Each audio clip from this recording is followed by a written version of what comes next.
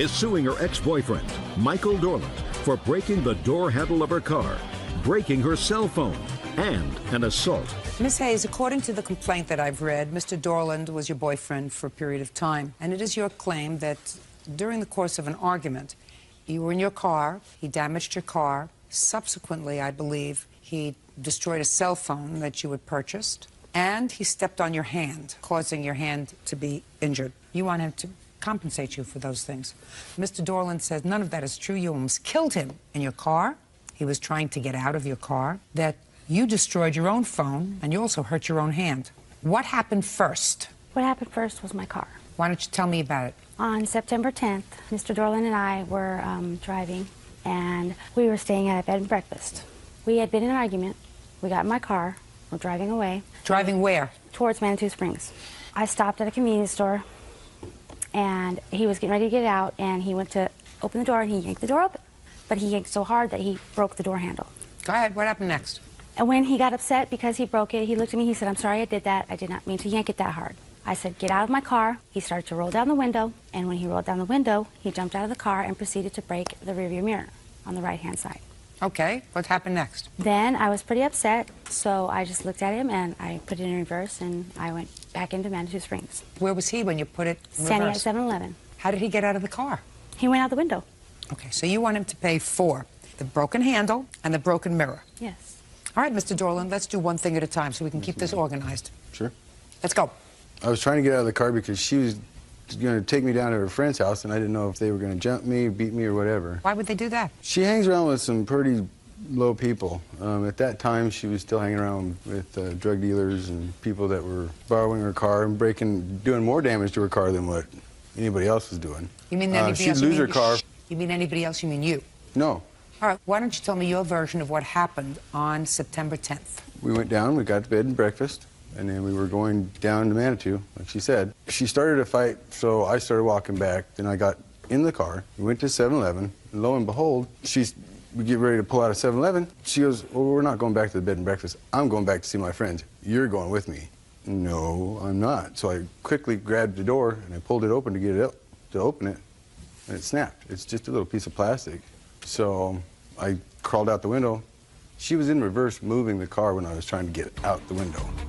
Miss Hayes, once he broke the door handle and he wanted out of the car, why didn't you get out of the car and go over and open the door from the outside? Because I was scared. He scared me. Well, instead of being inside the car with him, you get out of the car if he was scaring you, and you're at a 7-Eleven, so you go over to his door. Either you go over to his door and you open the door, or you go to somebody else and say, "Will you open the door, please, because I want him out of my car," instead of staying in the car with him. I wasn't thinking that at the time. I was just Well, thinking, I get out of my wasn't car. thinking either. I tend to believe, Mr. Dorland, that you started to move the car while he was trying to get out through the window. Yeah. All right. What's next? He wanted a cell phone, and he could not get one in his name. You mean after this happened in September? Yes. After this happened in September, you made up at some point. Yes. How long did it take you to make up? A couple of weeks. Go ahead. We had gotten back together. I took him to T-Mobile. The guy at the stand said, "Well, why don't you try it?" And I said, "No, my credit's terrible, can't do that." Turns out I could get him a phone in my name for $35. So we got it in my name, but he promised to pay me. $35? He paid the $35. He paid the $35. He promised he to pay paid the the monthly bill. $35. Yes, he promised to pay the monthly bill. Yes. Eventually, we got into another argument at his house. I was getting everything packed up outside, and he wouldn't let me in. So I asked him to open the door, and as he opened the door, I got it open enough to stick my foot in. I said, "I want my phone, please." He said, "No, I'm not giving you your phone." I said, "I need Well, my he phone." had paid for the phone, so it's not your phone. It was his phone. He hadn't paid the monthly bill. He paid $35. But there wasn't a monthly bill yet. I hadn't got the bill yet, no. Go ahead. He took the phone, and he broke it in half. He threw one half at me, and he took the other half. And I had my cell phone in my hand. My cell phone dropped between the door and my foot. I went to pick up my cell phone. He stepped on my foot, or my hand. Excuse me. I got my cell phone, stepped into my car, and he told me he was sorry, and I said, "No, just leave me alone." And thereafter, I proceeded to call the police. So $35 you don't get because that's part of your lawsuit for the cell phone, because he paid for the cell phone. Okay. Now, so let's talk about the hand, sir. Your Honor, can I kind of tell you my version of that? Because Yeah, it's real quick. I would love to hear it, and I would love to hear it quickly. Okay, she drove up to my house, and when I opened the door, I always put my foot right in front so that when she tries to kick her way in the house, she can't get in there. I was trying to keep her at bay. I shut the door and went out the back door and then went up to another store and was calling everybody I knew to come and witness this psychotic person throwing stuff at the windows. She was kicking on the door. There were footprints on the door. She kicked in the side of the doggy door. She broke into my house that evening. Here's a police report that specifies that. Did you make up again? No. I know I was pretty stupid to make up with her before. Just a second. You made up with her more than once. Yes, I did. I was trying to help her out. A mutual friend said that she was okay. Get to the hand, would you please? Last I talked to her, you know, everything was done and she was going to leave me alone. Hand. Get to the injured hand. There was no injured hand. She called the police. What happened when the police came? By the time they had gotten there, it really wasn't that bad. How bad was it? Well, it was bad enough to hurt me. I couldn't Did you go to bend the it. doctor? No. Did you go to a hospital? Yes. No. Where do you work? I'm a housewife. Whose housewife? My own. Well, where's your husband? I'm divorced. Then you're not a housewife. I'm a homemaker. That's different. A homemaker for whom? My mom. I'm I'm unemployed. Here you go. You were arrested? Yeah, on another. Outstanding warrants. Wasn't for any domestic violence. For what? Unpaid ticket. What kind of ticket?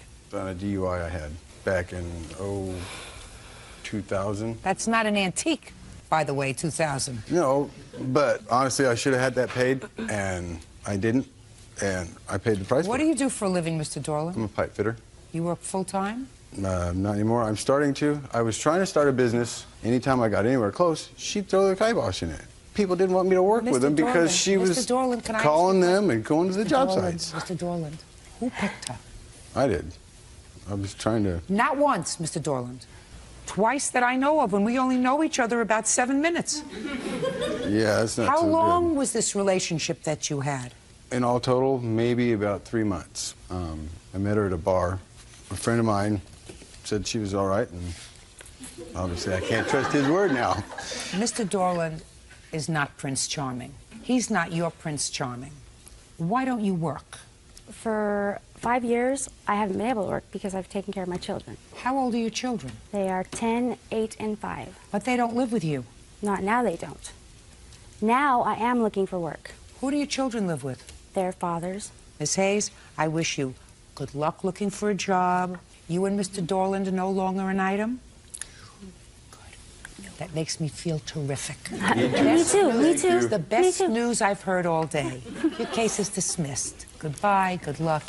Have a very, very happy life. Tatiana Levy says her former roommate, Joanna Amrit, disposed of her furniture and slandered her to her father. Tatiana claims Joanna told her father she'd been using cocaine.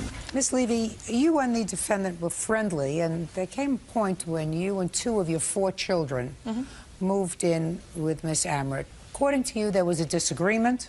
You left. Correct. And took much of your property with you, but left some there, including, according to you, a valuable ring. You claim that Miss Amrit refused to return your property, and in addition, she slandered you to your father. Correct. Alleging that you were abusing drugs. Correct. You want to be compensated. Miss Amrit says she gave you ample opportunity to get your stuff. She finally disposed of your stuff, with the exception of the ring, which she says she returned to you in the mail, right? It was actually through a friend, a co-worker where she worked, and I gave it to that person to deliver to her. Okay, when did you move in with her? I started staying at Joanna's house probably the 2nd week of July. You have 4 children? Correct. How old are you? 21. You have enough children. Yeah. Forever. I know. Where are your 4 children? Right now? Yes. They're with my mother right now. Where were they in July? With me. I had 2 of them with me and 2 of them with my mother. Why did you move in with your 2 children with Miss Amrit? At first, I wasn't with my children. I was working with her, and I was having problems with my boyfriend, Henry, at the time, and she knew that. Is Henry the father of any of these children? Yes. And one day on the way to work, I got pulled over, and I got a ticket for driving on a suspended license. It's a very, very long story, Miss Levy. Right. I asked you why you were staying with her. Basically, my license was suspended, and she was driving back and forth to work with me every day. She was driving you to work. With my car. Is that right? Correct, Your Honor. Where were you working? Travelers Express. You too? Yes. Did your children ever join you in her house? Yes, 2 of them. When? The 3rd week of July, So practically as soon as you moved in. When did you move out? the 29th of July. So you stayed a very short time. Correct. And according to what I read, you had a falling out over childcare and what you were doing. According to the defendant, you were having a little too good a party time. Now, you said that you left a valuable ring there when you left. Where did you leave the ring? In the kitchen. You leave it there by mistake? Yes. Who did you give it to at work? A woman named Maxine. You know that person? Yes. Did she give you the ring? Yes. So you have the ring. The reason why I have the ring is because I called her, she didn't answer her phone, so I text messaged her. I don't care. You have the ring? Maxine gave you the Yeah. ring? Good. Then that's all I care about. What other property did you leave there? An entertainment center, a dresser, a chest, a mirror. Furniture. Yes. What'd you do with the furniture? I threw most of it away Why? because she left it at my house, Your Honor, and she never answered the phone anytime I called her. She would text me back, never calling me back, saying that she would come the next week to pick up the furniture. She never did. I have phone records that show that I've called her, and all these phone records show that she hasn't called me once except for on the 29th of October when Henry had called her and told her we were coming to pick up my stuff, and she hung up the phone on him. 29th of October? Yes, but I have phone records that show that I've called her on the 15th of August when she hung up on me. 8:15. And 8:23 I called her 3 different times. 8:23. Did you speak to her on any of those I occasions? left her a message. The reason why she... Just a second. You didn't speak to... Were you all working at the same place? Yes, but that Friday she had quit working there. Well, then you weren't working at the same place. 3rd. No. August 15th. No. Okay. So August, we go into September, we go into the entire month of October. Why didn't you sue her for the return of your property? Because every time I tried to call her, it was a matter of when my brother could take me to get my stuff. And she told me the only way I could get my stuff back, she wanted me to pay her $150 for staying there, $40 for using her perfume, and what was it, $100 for something else. So she told you that? Yes, she text messaged me that. Just a second. So she told you that as far as she was concerned, you owed her for rent. Correct. That's correct. And I don't know about the perfume. I have no idea about the... But you owed her for rent. Correct. So, And she was keeping your property correct. until you paid her for rent. Correct. When was that text message? That was on the 20th of August. Well, then you knew on the 20th of August that you weren't going to get your furniture back until you paid rent. Okay. And you waited 2.5 months after that to sue her for your property. Okay. Well, that's unreasonable. She was actually telling other people that she... You can't tell me what she told other people. Okay, well, That's she has hearsay. the dressers and stuff. She said she was going to keep that for her children. That's hearsay. Okay. But I'm going to ask her where all the stuff is. Okay. And she's going to tell me. Is your father here? Yes, he's right there. Step up, please. Your last name is? Levy, same. Mr. Levy, the second part of your daughter's lawsuit is that when you called Miss Amrit about, I gather, this furniture, Right. she said something about your daughter. When did you call her? It was in August. My son. Well, That was in October. Called her. is it that late? Yeah. Go ahead. Yeah, I left a message on her answer machine because my wife was calling and calling, and I didn't want to get involved. And my wife was calling her and never getting an answer. I'm talking about you, sir. All right.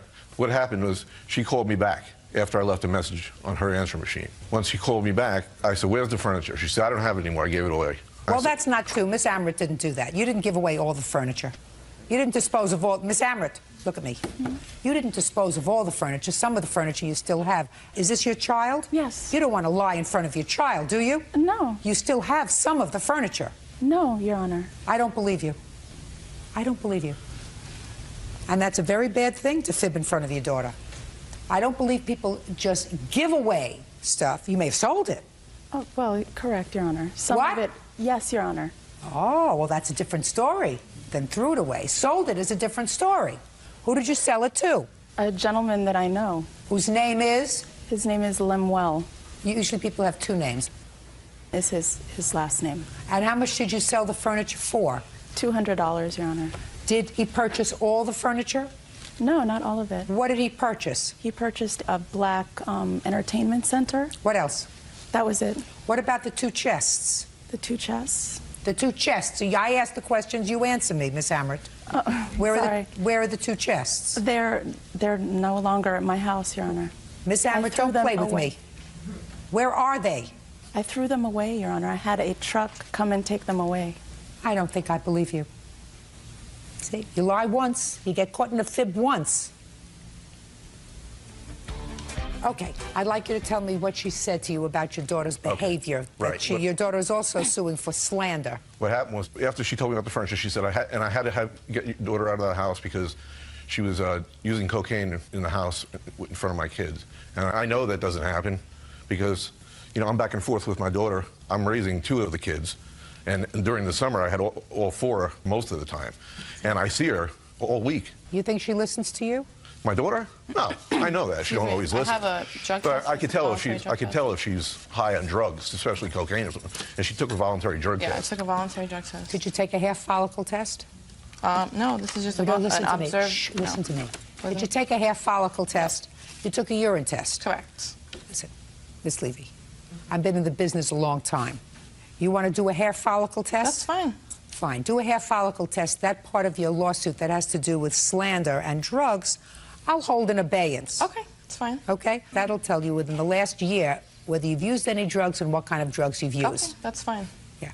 Okay. You understand, sir? Yes, sir. Good. Now you can sit down. All right. Talk to your daughter about birth control. That would be It's useful. fixed. Miss Amrit, you can't dispose of her property as cavalierly as you did. I believe you were annoyed that she had not given you any money, that she used some of your property, that the whole business was an unpleasant experience. So I believe that what you did was you sold some of it, maybe you kept some, maybe you gave some to your relatives, maybe you sold some for your relatives. You can't do that. Can I see the bills for the furniture, please? Yes.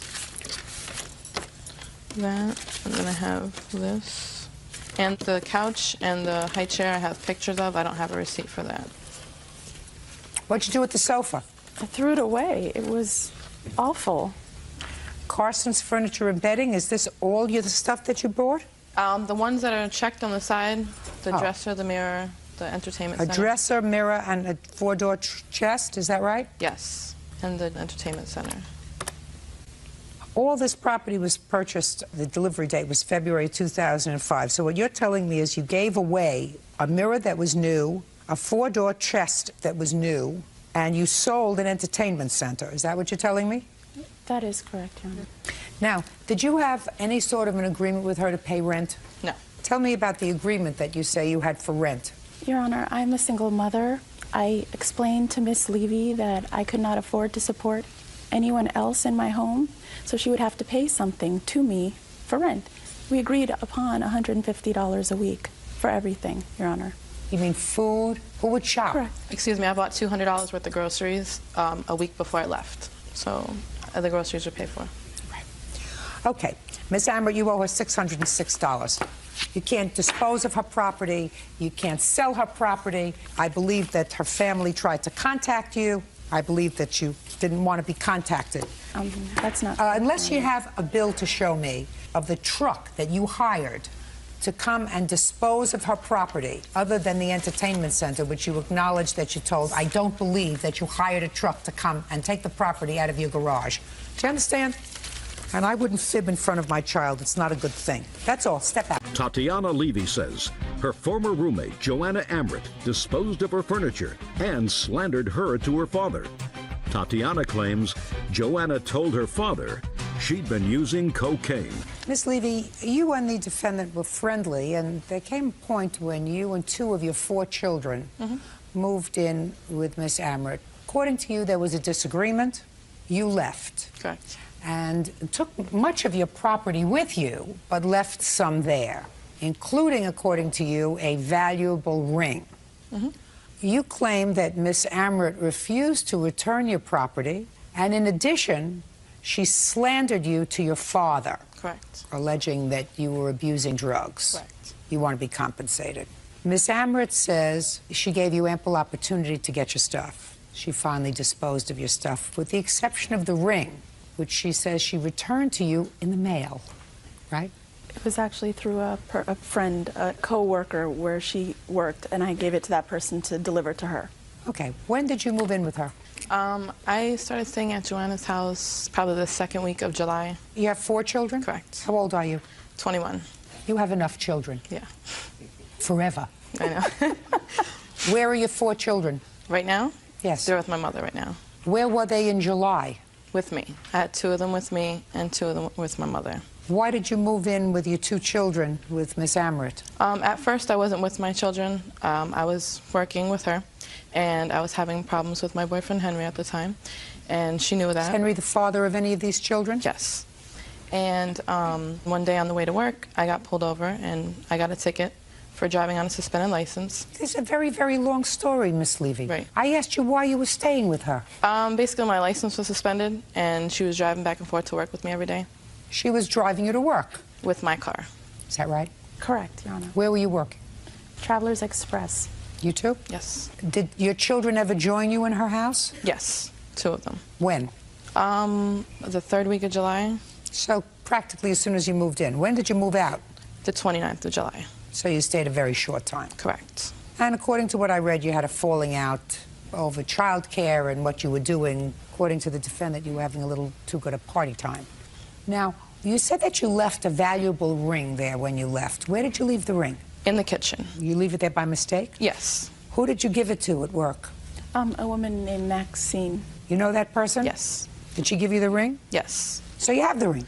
The reason why I have the ring is because I called her, she didn't answer her phone, so I text messaged her. I don't care. You have the ring? Maxine gave you the Yeah. ring? Good. Then that's all I care about. What other property did you leave there? An entertainment center, a dresser, a chest, a mirror. Furniture. Yes. What'd you do with the furniture? I threw most of it away Why? because she left it at my house, Your Honor, and she never answered the phone anytime I called her. She would text me back, never calling me back, saying that she would come the next week to pick up the furniture. She never did. I have phone records that show that I've called her, and all these phone records show that she hasn't called me once except for on the 29th of October when Henry had called her and told her we were coming to pick up my stuff, and she hung up the phone on him. 29th of October? Yes, but I have phone records that show that I've called her on the 15th of August when she hung up on me. 8:15. And 8:23, I called her 3 different times. 8:23. Did you speak to her on any of those I occasions? left her a message. The reason why she... Just a second. You didn't speak to... Were you all working at the same place? Yes, but that Friday she had quit working there. Well, then you weren't working at the same place. 3rd. No. August 15th. No. Okay. So August, we go into September, we go into the entire month of October. Why didn't you sue her for the return of your property? Because every time I tried to call her, it was a matter of when my brother could take me to get my stuff. And she told me the only way I could get my stuff back, she wanted me to pay her $150 for staying there, $40 for using her perfume, and what was it, $100 for something else. So she told you that? Yes, she text messaged me that. Just a second. So she told you that as far as she was concerned, you owed her for rent. Correct. That's correct. And I don't know about the perfume. I have no idea about the... But you owed her for rent. Correct. So, And she was keeping your property correct. until you paid her for rent. Correct. When was that text message? That was on the 20th of August. Well, then you knew on the 20th of August that you weren't going to get your furniture back until you paid rent. Okay. And you waited 2.5 months after that to sue her for your property. Okay. Well, that's unreasonable. She was actually telling other people that she... You can't tell me what she told other people. Okay, well, That's she has hearsay. the dressers and stuff. She said she was going to keep that for her children. That's hearsay. Okay. But I'm going to ask her where all the stuff is. Okay. And she's going to tell me. Is your father here? Yes, he's right there. Step up, please. Your last name is? Levy, same. Mr. Levy, the second part of your daughter's lawsuit is that when you called Miss Amrit about, I gather, this furniture, Right. she said something about your daughter. When did you call her? It was in August. My son. Well, That was in October. Called her. is it that late? Yeah. Go ahead. Yeah, I left a message on her answer machine because my wife was calling and calling, and I didn't want to get involved. And my wife was calling her and never getting an answer. I'm talking about you, sir. All right.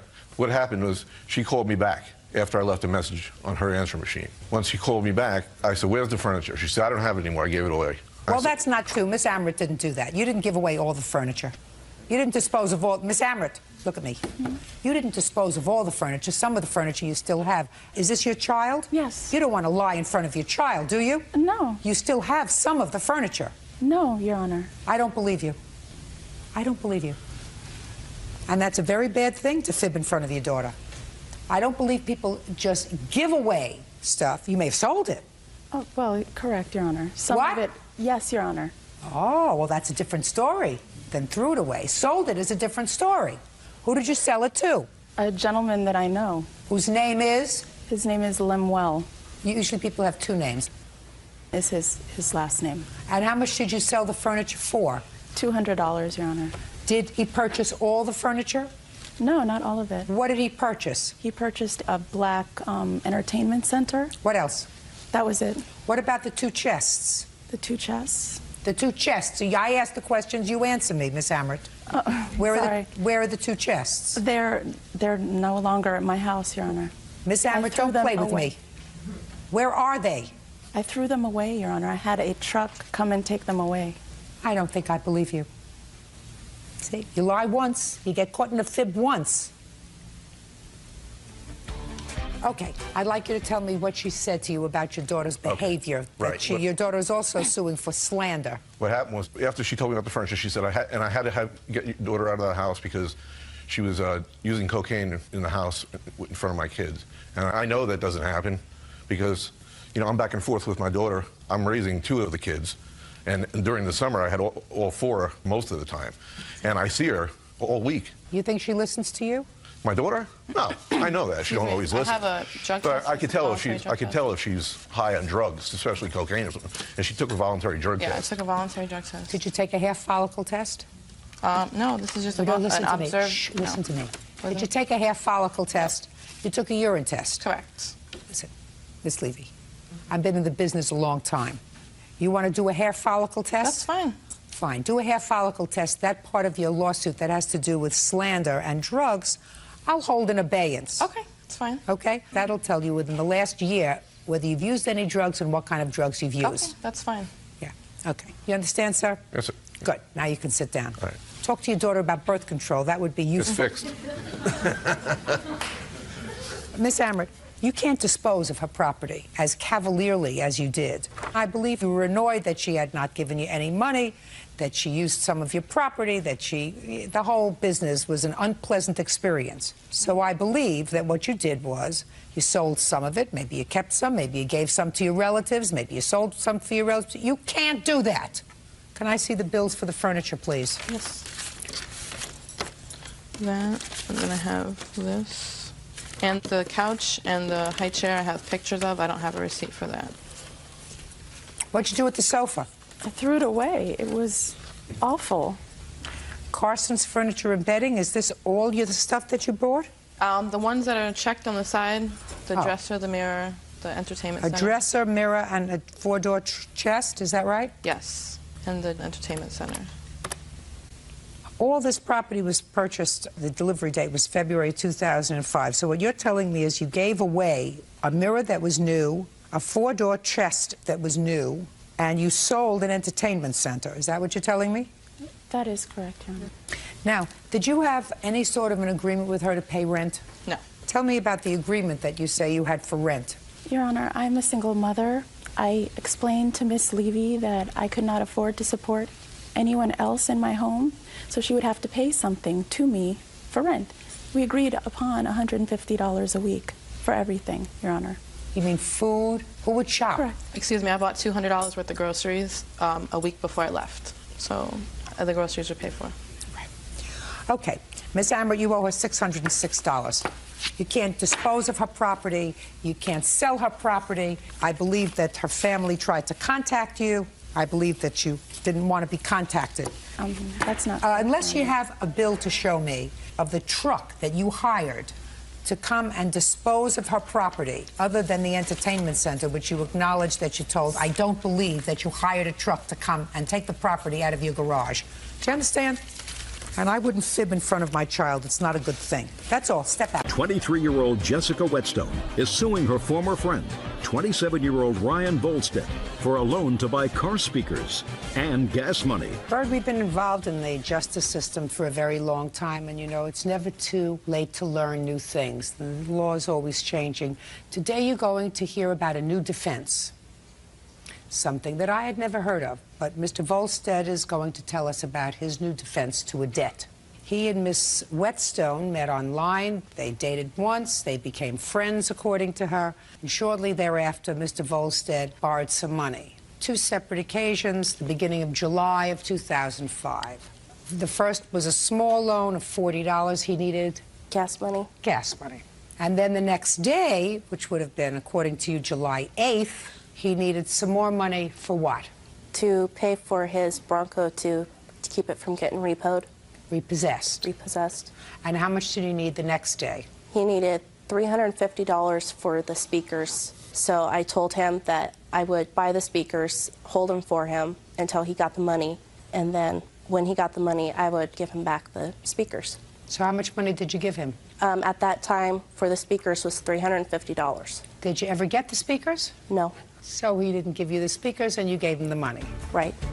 Okay, why didn't you get the speakers? He told me that he would have to undo the wiring for the speakers, and he needed the money right away before the title loan company closed. So he didn't give you the speakers and you gave him the money? Right. And you were really supposed to hold the speakers as collateral? Right. What happened to your car, Mr. Volstead? I borrowed the money from Jessica. Just a second. I asked you what happened to your car. I was able to keep it. You did? You still have it? Yes, I do. Oh, I thought Miss Whetstone said it was repossessed. The next day, he told me his Bronco was repossessed anyway. Did you tell her that your car was repossessed anyway? Yes, I had paid my loan, and they sent the repo company out after it anyway when they shouldn't have. Possessed when it wasn't supposed to be. So they gave it back to you? They gave it back to me. With her speakers? Yes. Why didn't you pay her the $390? Now we're coming to the defense, which I find interesting. Well, we had agreed that I asked her, give me a week, I'll be able to get my speakers unwired so I don't have live wires. This we're talking July, sir. And with my work schedule, it was getting me home very late in the evening. And there was a short point of time where I had no conversation or contact with Jessica. Finally, we had talked, and she said she didn't want the speakers if I was not going to run and not pay her. And she says, as long as you're going to pay me back, then we're not going to have a problem. And I agreed. When did she tell you that? In what month? She told me that probably 2 or 3 weeks after she gave me In the July? money. Yes. So what happened in August, sir? In the middle of August, I was starting my new job, and I was never home. I had no time during the day for anything. I was driving 70 miles one way to work and back. We had talked a couple of times. Why haven't you paid her back? Well, we're well past July of 2005. Give me your defense. The defense is there was no time given when I was supposed to have her paid back. That's not what you tell me your defense was in your answer, sir. Your defense in your answer was she bothered me. And therefore, I don't feel as if I have to pay her back anymore because she stalked me and bothered me. When there's points of time that she called 15 times in one day. Why didn't you pay her back?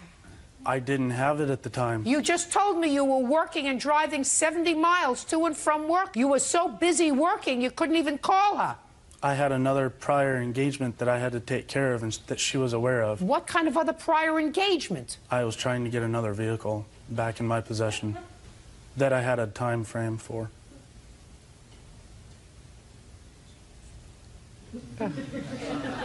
Listen, hold on to your money, right? Hold on to your money.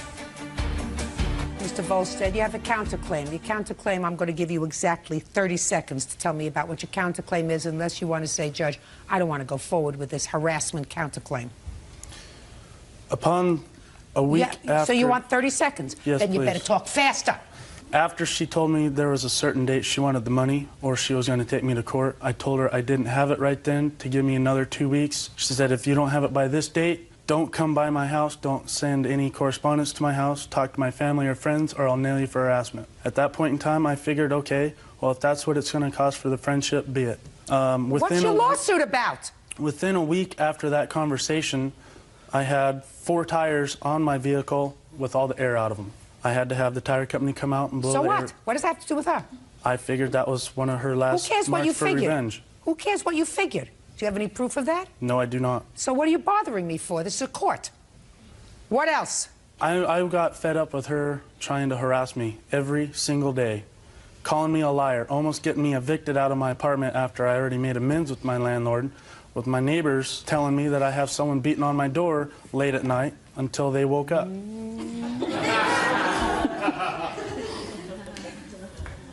Grow up. Grow up. Accept responsibility for what you're supposed to take care of. You borrowed this money, you said you would pay it back, and you should have done it. Clear? Yes. Good. Judgment for the plaintiff in the amount of $390. Your counterclaim nonsense is dismissed. Jason Wilson says ex-boyfriend Jorge Mina owes for damages from an assault. Jorge says Jason called his mom a bad name. Mr. Wilson, according to the complaint that I read, you and Mr. Mania had been partners for some time. That's correct. And after the two of you went your separate ways, you had asked Mr. Mania to take care of your cat. Temporarily, yes. You ascertained at some point that Mr. Mania had taken your cat to the pound, and you went over to his home that he shared with his mother. I assume this is your mother, Yes. sir? In order to retrieve the cat's cage or box so that you could go and retrieve the cat from the pound. Correct. And at that time, according to you, Mr. Mania assaulted you.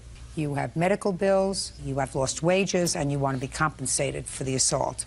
Mr. Mania says that you became aggressive with his mother and that he was merely defending his mother. That is true. When did you and Mr. Mania officially break off your relationship? It would be in September of 2004. But you remain friends? I would say acquaintances. When did you ask him to take care of your cat? That would be in August of 2005. You called him? That's correct. Is that correct? Yes. And what did he say when he called you? Well, when he called me, first of all, the cat to me was, he told me... Don't tell me what it was. Just tell me what he said to you, Mr. Mania. The cat's alive. It's not dead anymore. It's alive. I want you to take care of the cat because I can't take care of it anymore. And I'm like, the cat's alive. What? For the past 6 months. Well, now it was alive. So he Yeah. asked you to take care. Shh. So he asked you to take care of the cat. Yes. Did he tell you why? He couldn't keep it where he was living at that time. Did he say it was a temporary arrangement? Yes. And you said okay? No. What did you say? I said my mom didn't want any more cats. I already had 1 cat. I told him, don't bring the cat over. He kept insisting, I need the cat over. I'm going to bring it. I'm going to bring it. I'm not going to be home. You know, it used to be my baby, but not anymore. So he brought the cat over anyway? Yes. Who was home when he brought the cat over? My brother. Is that right, sir? Yes. And you left the cat in August of 2005. Do you remember when in August? August 27th. How long did you keep the cat, sir? 2 days. And what did you do with it? Well, I told him to go and pick it up. I gave him more than 24 hours. My mom kept pushing me, take the cat, take the cat. You know, there's too many cats here, take the cat. I told him, you know, you have until Monday before I take it. That happened on a Saturday night. I found the cat on Sunday morning, 1 in the morning when I came back. It was in the backyard with nobody's permission. I couldn't believe it. I was in shock. I don't care whether Okay. you're in shock or not. We're going to get Okay. through this part of the story and get to the assault in a minute. So you brought the cat to the pound 1 or 2 days later. Yes. When did he come for the cat's cage? Monday night. So now tell me what happened, Mr. Wilson, when you got there on the 29th of August, 2005, to pick up your cat's cage. Okay. I originally went to Jack in the Box where him and his brother work, and I asked for more items other than the cage. However, the cage was what his brother originally did not bring and said, okay, well, George gets off at 10 o'clock. Could we get over to who was home at the 29th when you went there to pick up the cage? George and his mother. And what happened? They had just pulled up into the driveway, and I proceeded to walk towards the entrance of the gate to the driveway, and his mother became very upset because she never liked me and started yelling at me What in did she say? Spanish. I don't know what she was saying because she was speaking Spanish. Shh. And I just avoided her. George proceeded to walk towards inside the garage to get the cage for me, and his mother kept yelling and yelling. I did get out of line, and all I did say is I called her the B word. And so George came and charged after me and said, "What did you call my mom?" striking me several times. Where did he strike you? In my face and in my head, on my head. And I ran towards the main street, and he ran after me. He caught me, basically, and started hitting me more, causing me to fall. I passed out. A neighbor seen me and came to my attention and waited for the paramedics to get there. You have a hospital report? I do. You have a police report? I do have some memos. It states that there was a police report made. Let me see, please. And this is the original hospital where it says alleged assault, where I was Let me just see it. there for 2 days. How long were you out of work? It was from August 29th to September 29th, so a month. Were you ever taken into custody, Mr. Mania? Any police officer ever speak to you? Oh, they did at the house, but that's about it. Did you pursue this matter with the police, Mr. Wilson? I did not proceed to convict or press charges due to I didn't want to ruin it for him on becoming a legal resident, and that's why I didn't. Step up, please. Your mother speaks Spanish? Yes. Can you tell me your name? Yes, Your Honor. Samantha Lubrani. I'm a certified court interpreter. Mrs. Mania, what did you say when he came to pick up the cat's cage? ¿Qué le dijo usted al señor Wilson cuando él llegó a buscar la jaula del gato? Estaba dentro de mi propiedad. I was on my property. Sin mi permiso. He was on my property without my permission. Yo le dije, ¿qué estás haciendo aquí? I said to him, "What are you doing here?" Él dijo, vengo a recoger esto, el cage del gato. He said, "I'm coming to pick up this, the cat's cage." Se lo había dejado Jorge horas antes fuera de la casa. We had left it for him. Jorge had left it for him several hours earlier outside the house. I asked you what you said to Mr. Wilson. Oh, al señor Wilson. ¿Qué estás haciendo aquí? What are you doing here? What else did you say to him? ¿Qué más le dijo usted a él? Nada más. Nothing else. I don't think I believe you. Parece que no le creo a usted. I don't think I believe you. Parece que no le creo a usted. No hablo inglés. I don't speak English. Then how do you know what he said to you? Entonces, ¿cómo sabe usted lo que él le dijo a usted? Únicamente le dije, ¿qué estás haciendo aquí? Mi hijo le dijo en inglés. Únicamente. All I said to him was, "What are you doing here?" And my son spoke to him in English. That was all. And I'm telling you that I don't believe you. Y yo le estoy diciendo a usted que no la creo. I believe that you got into Yo creo que usted sí a shouting match with Mr. Wilson tuvo una discusión a gritos because you were unhappy that he brought the cat to your house in the first place. que le había dejado el gato al principio. You were unhappy with his previous relationship with your son. Relación que él había tenido con su hijo. No. No. No es cierto. That's not true. No. Did Mr. Wilson call you a... El señor Wilson sí le dijo. Yes. You want me to believe that Mr. Wilson called you a... because you said to him, "What are you doing here?" Solamente.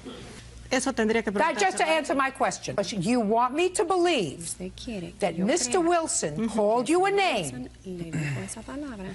and all you said to him was, Que usted le había dicho. "What are you doing here?" Fue, ¿qué estás haciendo aquí?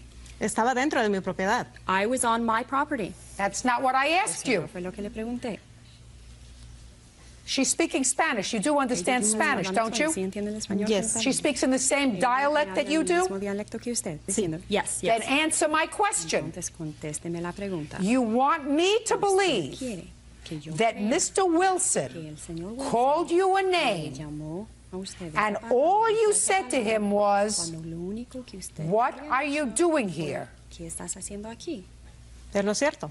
It's the truth. No. No.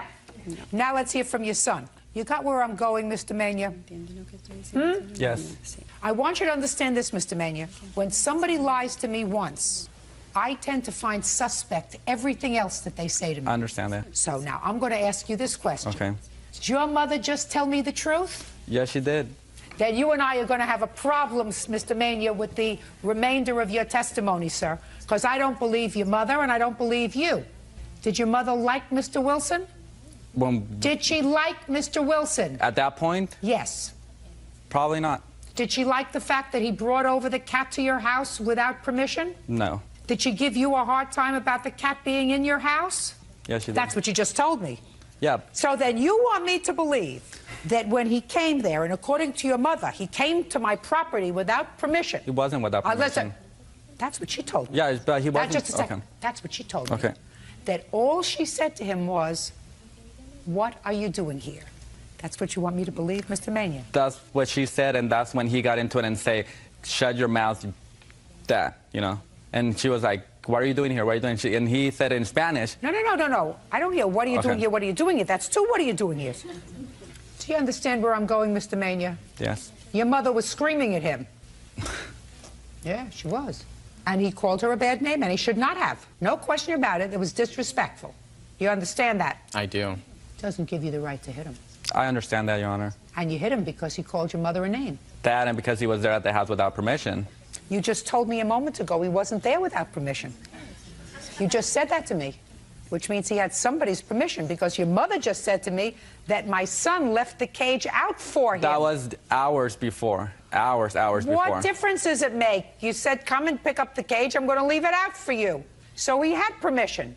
So now you're telling me that the reason you hit him is because he called your mother a name and because he was on your property without permission. Yes. You can't do that. I understand that. And you are responsible then for all of his injuries, because in addition to that, not only did your mother lie to me, but you lied in your answer. Because in your answer, you say, "When plaintiff became hostile and aggressive towards my mother, he came at her, so I hit him." He was when... No. That's not what you just told me. That's what you put in the answer. You just told me, sir, that the reason you hit him is because he called your mother a name. You got angry. But when he was saying that he was coming towards us, he was coming towards us, Your Honor. Mr. Mania, she's a liar, and so are you.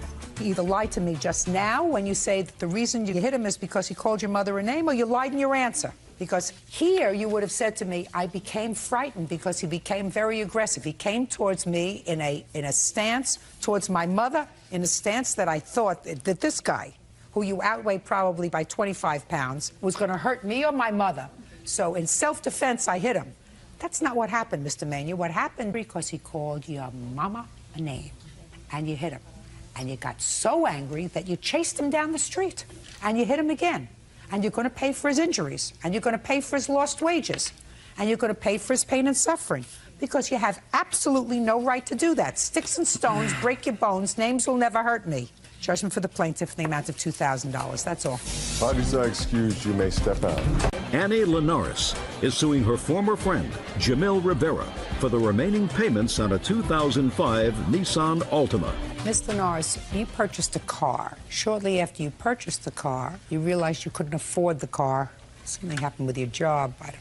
Mr. Rivera was a friend of yours. He had a very expensive car that he was renting, and so you worked out an agreement with him that he would take over the payments on your car and he would drive it. And within a period of time, a year or so, he would get a loan in his own name, put the car in his name, and you would be out of the debt that you had on the car. According to your complaint, Mr. Rivera paid for a while, then stopped paying, and the car was repossessed. You want the money that it will take to get the car back from the finance company. That is correct. Mr. Rivera says he was merely helping you out and you were going to lose the car anyway. That is correct, Your Honor. What kind of car is it? It's a Nissan Altima 2005 Touring Series. What were the monthly payments on the car? $491.05. How many payments did you make on the car? I bought it in April. My first payment was in June, and I paid July and August and September. And then Mr. Rivera took over? That is correct. What month did you take the car? On July. What month did you make your first payment? On July. She said she made 4 payments. She paid June, July, August, and September. She made 4 payments. No, she didn't.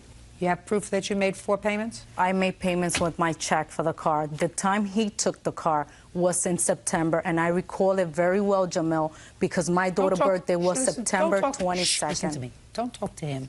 Okay. Talk to me. Let's say he took the car in September. When did you stop making payments on the car? Stopped making payments around May. Did you make all of the payments consistently? Because she has all the paperwork. So did you make all the payments consistently from September of 04, at least, until May of 05? Yes, Your Honor. There were some of them were late. How late? A month. Well, that's a lot late. That's not correct, late. Your Honor. Late is a day or two or maybe Right. a week. Late Correct. is not when you have to double up payments. Correct. You bring me proof that you made those payments? No, I don't have the proofs right now because I was rushed to the airport. What, are you kidding me? If you don't have proof, sir, it doesn't exist. What you do is when you know you're being sued, you gather up all your stuff and you don't go to court until you have it. When were you notified of your court appearance, sir? Approximately 2 weeks ago. So I'm going to repeat again, Mr. Rivera. If you don't have the proof that you paid from September 04 until May of 05, it doesn't exist. When did he stop making payments? The last payment was made on May of 05 for $900. And the check of June and July bounced. So when did you last have the car in your possession? In November 05. Well, if you last made a payment, according to you, in May of 05, what were you doing with the car in your possession in November of 05? At that time, I did call the company, and I called the dealership as well. I don't care if you called the king of pro. What were you doing with the car in your possession, sir, if you didn't make payments May, June, July, August, September, October, 6 months? You had the car and didn't make a payment. Go ahead, Jamil, explain to her. Mr. Linares, if you talk out of turn again, I'm going to throw you out. You want me to do that? No, ma'am. Well, I will. I will. You did the wrong thing. Say, I was wrong, I'm sorry. I made a mistake. I didn't do the right thing to her because we had an agreement and I didn't follow through with my agreement, and there was no excuse for it because if I couldn't afford the car, I should have returned it to her in May. Well, she acknowledged that. Listen to me. I'm sorry, I made a mistake. If I couldn't afford the car, I should have returned it to her in May. Okay, I'm sorry. That's better. Now, how much do they want now for Well, you to get the car back? They want the 6 months that I That's owed. $29.46. They want the late fees, delinquency, and collection charges. You have a paper from them? You driving another car now, Mr. Rivera? At this point, yes. What kind of car are you driving now? It's just a Honda Passport. Where'd you get it from? It's just a car that I lent from a family member. What kind of work do you do? I work in a bank right now. In a bank? Doing Yes, what? ma'am. Financial advisor. You're kidding me. You're kidding me. Yes, ma'am. Is it a national bank? Yes, ma'am. There that you work in a bank, sir. Judgment for the plaintiff in the amount of $3,700. Thank you. That's all. Bodies are excused. You may step out. Teresa Saavedra is suing Adam Rivas for taking and wrecking her car. In a separate suit, the Benedettos are suing Teresa and Adam for damage to their classic Nissan 300ZX. Who is Miss Saavedra? And Mr. Rivas? Why don't you folks have a seat, please, first, because I'm going to take care of this case first. Miss Saavedra, stand over there, because this case is a little complicated. I'm going to uncomplicate it for everybody. You own a car. Right. Or owned a car. What kind of car did you own? It was a Ford Speak Taurus. up. Ford Taurus. Mr. Rivas was your boyfriend? No. A friend? Yeah. According to your complaint, he stole your car. Right. You reported it stolen. Right. He was in an accident. Totaled the car? Correct. You want him to pay you the value of the car or $5,000 because it was worth more than $5,000, Correct. but that's the limit of small claims court. Correct. Mr. Rivas says that he did not steal your car. He borrowed your car. He had an accident that was not his fault, and he shouldn't have to pay for it. That's your defense. Yes. These are the people who were involved in the accident. So we'll get to their case in a minute. Okay. Because they are suing the two of you. You as the owner of the car, and he is the driver of the car. Right. You get it? I got it. Correct. So, Mr. Rivas, when did you take the car? Actually, we drove off the lot together with it, and she gave me the car. It was a gift. It was a gift. Is what you're telling me, sir, that you drove off the lot the day the car was purchased? Yes. Did this accident occur at that time? No.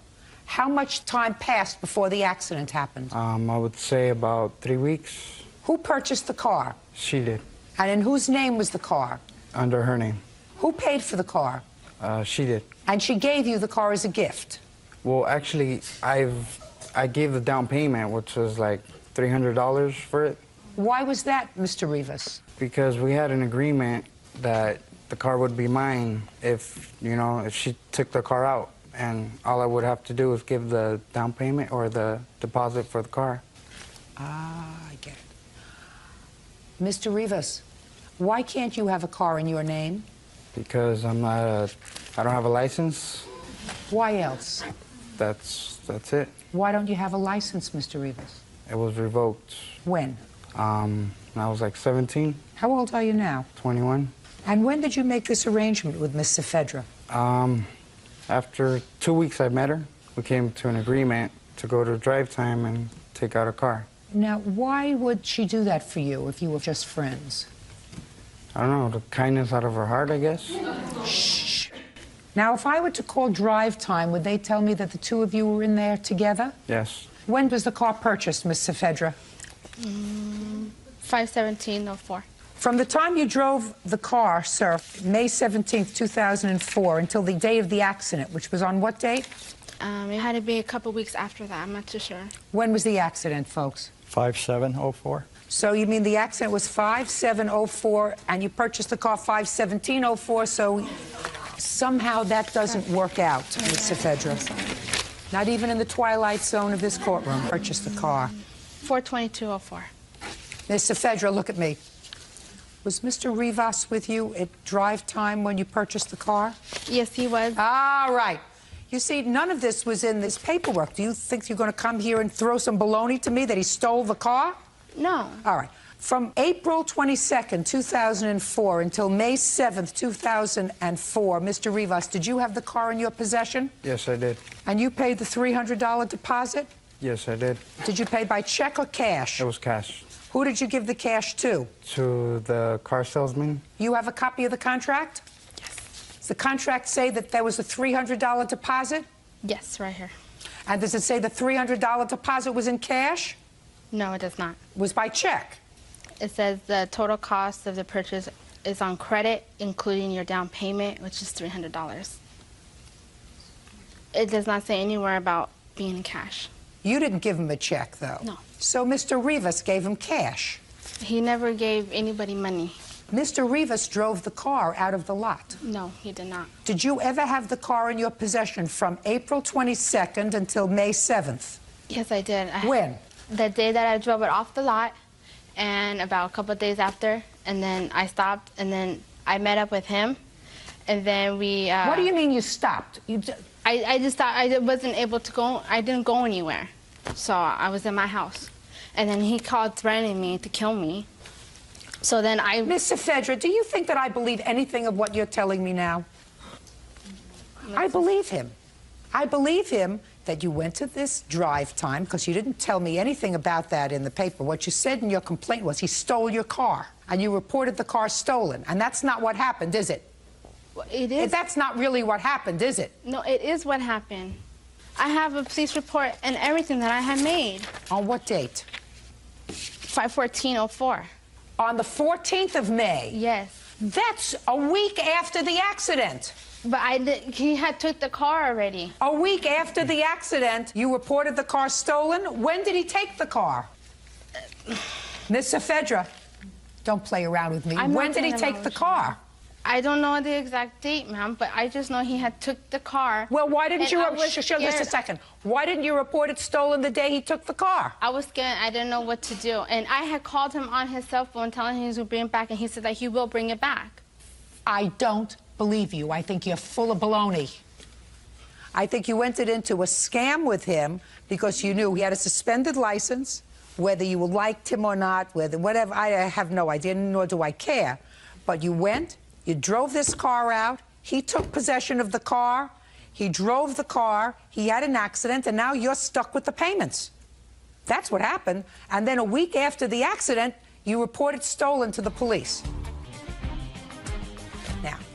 Can I say, why would I honestly give anybody my car keys, you know, a brand new car? Because, Mr. Fedra, I do not believe you had any intention of this being your car. I believe that the intention was for Mr. Rivas to use this car, to make the payments on the car, because he had no license, and he got you as a patsy to put the car in your name.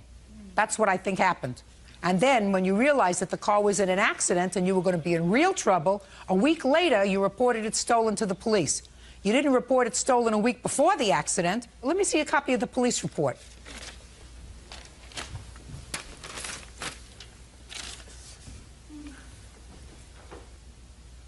He would go to my house honking, screaming my name. I don't believe a word you're saying to me. Not a word, Mr. Fedra. I think you got yourself caught in a scam. You did the wrong thing. That doesn't mean you're relieved, sir. You still drove this car. You had no right driving any car because you had a suspended license. Yes, I understand that. Well, where are you going to accept responsibility for that? Take responsibilities for the car accident. You do? Yeah, I do. It's not what you say here. You tell me that this lady was driving, she was drunk. That's what you said in your answer. I'm going to get to that case in a minute. Okay. What about this lady's car? We're not on this case yet. You drove the car. You had no insurance? No. Why didn't you pay for insurance? Because, Because it wasn't your car. Correct. Because it was in her name. Correct. Right? So the only one who's going to get stiffed was her, right? Correct. How much was the car? Total cost of the car was $18,569.96. And you had no insurance? No. Well, maximum that this court is allowed to award you, let me see those papers, Bert, please. Sure. Is $5,000. You're on the books for the rest. Do you work? Not yet, ma'am. Not yet? No. How old are you? 22. When are you going to start to work? I just moved and I quit my job and I moved and I'm looking for a job now. And what about you? Not right now. Not at the moment. Who feeds you? Myself. That means that somebody's got to give you money for food. Well, I'm living under my parents' roof right now, so. How old are you? 21. What do your parents do for a living? They own their own landscaping company. Good. Are you disabled? No, no, ma'am. Then you work for them in cash. Because if they own their own landscaping business, I guarantee you I'm going to find a couple of people whose lawn you mow. Mr. Rivas, do we understand each other? Yes, ma'am. On your best day, you're not as smart as we are on our worst day. How many people do you think I'm going to find whose lawns you mow, Mr. Rivas? Not too sure. Not too sure, ma'am. Mm-hmm. Your father mows people's lawns? Yes, ma'am. How many people does he have working for him? About 10. Are you on the books of the company? Is not an answer. Yes, ma'am. Well, if you're on the books of the company, then you get money. What's the name of the company? Rivas Landscaping. Rivas Landscaping. Very easy. Yes, ma'am.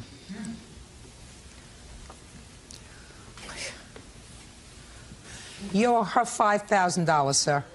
But it doesn't go to her, it goes to the finance company. Now you can stand over next to him. Because now you're a co-defendant as the owner of the car, who I just figured out was full of baloney when she said the car was stolen. The car was part of a scam. You didn't think it was a scam because you're too young and stupid, but it was a scam.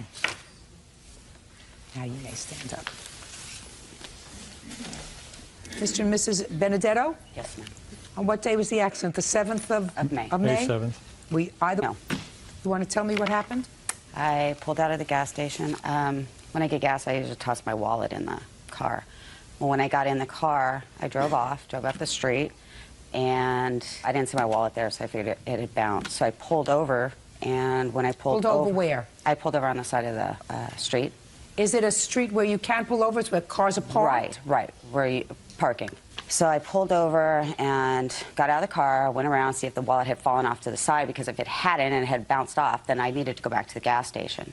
So I put my knee on the seat, and next thing, there was just this big bang on the side of the car, and the car started to go over. In the meantime, I went over to the side as the car is going over. You mean you weren't in the car, you weren't in the driver's seat? No, I was in the passenger seat. You weren't moving at the time? No, I was not moving. What happened to your car? It went over on the side. And Can I see pictures of it? Sure. Who else was in the car with you? Nobody. It was just me. I was on my way to meet my dad. This is your husband? That's my husband, yes. So he is the co-owner of the car? He is the owner. Ooh, that's a nasty hit. I'm listening. From what I recall, I was going straight down Devonshire, and Where were you going, sir? I was going home. From where? From one of my friend's house down the street. What were you doing there? I was just chilling. What? Chilling, kicking it. Oh, your parents must be so proud of you. Go ahead. And I was driving down Devonshire, and she just pulled out, because I was going straight on, and she pulled out, and I hit her. Well, she pulled out and you hit her, so you would have hit her in the front. You hit at the rear of her car. How could you have hit her in the rear if she was pulling out? Because I guess she was already on her way, and I guess I hit her in the So back. if she's already on her way and you hit her in the rear, that means you weren't looking where you were going. Maybe you were chilling a little too much, kicking it a little too much with your friend. Maybe you ought to get out there more often and mow a few more lawns. Mr. Rivas, from Rivas Landscaping. When was the last time you filed tax return? Is not an answer. I'm not sure. I don't think I've ever filed them. The police came to the scene, Mr. Rivas. You were arrested, were you not? Yes, I was. What were you arrested for, Mr. Rivas? I was arrested for driving without a license. What else? That's it. You have any other warrants outstanding when you were arrested? Is not an answer, Mr. Rivas. Yes, I did. I did. Mr. Rivas, you're still trying to get over on me, sir. I've been a judge longer than you've been born. You think you're an unusual story? You're not. You're just a punk who caused a great deal of trouble for a lot of people because you're not entitled to drive a car if your license is suspended and you have no license. You conned this lady, so now she's in the hole for $13,000. You injured these people, their property. You almost killed her. There's a reason why the government didn't give you a license, sir. Because you shouldn't have one. Because you're an irresponsible baby.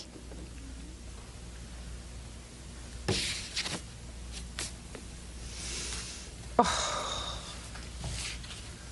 Are you an only child? No, I'm actually the middle child. There's also a problem with that. Were you able to have the car fixed or was it totaled? It was totaled. What kind of car was it? 1987 300ZX. Do you have a blue book value for the car? Blue book is roughly $3,500. Can I see that? I'm sorry, that was $3,400. Can I see And that? I also have some comparables. That's all right. I know the car. I should mention that we did a great deal of additional work in that, the alternator, the water pump. He's an idiot. What do you want me to do? I can't execute him. The only thing I can do for you is humiliate him a little bit and give you a judgment. What else am I going to do with him? His parents are not going to be proud of him. Rivas Landscaping and the people whose lawns he mowed are going to know that he's an idiot. If they see him driving around in a truck, they're going to know he has no right to do that.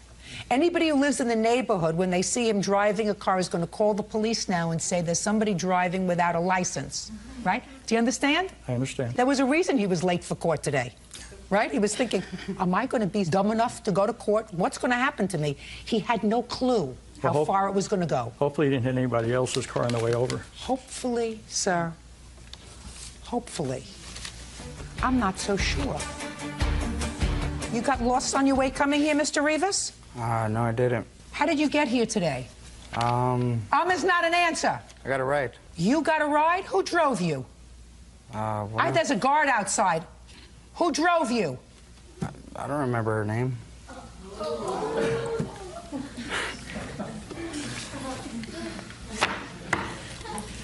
Judgment for the plaintiff in the amount of $3,500, which is a little over the blue book value of your car. You are a menace, sir. You don't deserve to be behind the wheel of a car.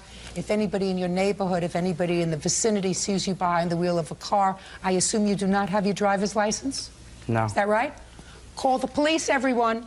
He's a menace and does not have a driver's license, nor will he probably get one for a very long time. Thank you very much. That's all.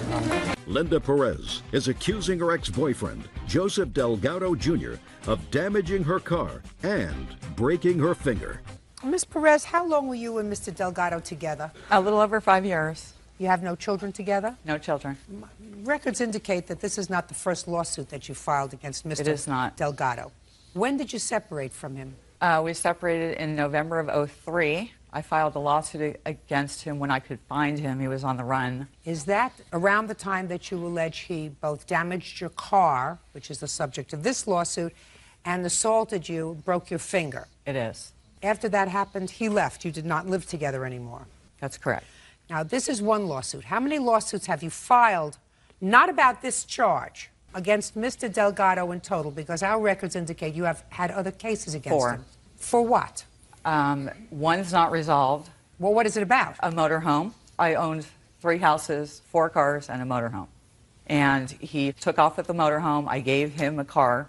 And the other one has to do with tax issues. He hadn't filed taxes in 5 years. And the other one is the broken finger and the laptop. Just a second. If he hadn't filed taxes in how many years, what does that have to do with you? He contacted me to try and help him get it done, for my accountant to do it for him. When had he contacted you? May of 2004. Did you lend him money, allegedly? I did. Has that case been resolved? That case has been resolved. In whose favor?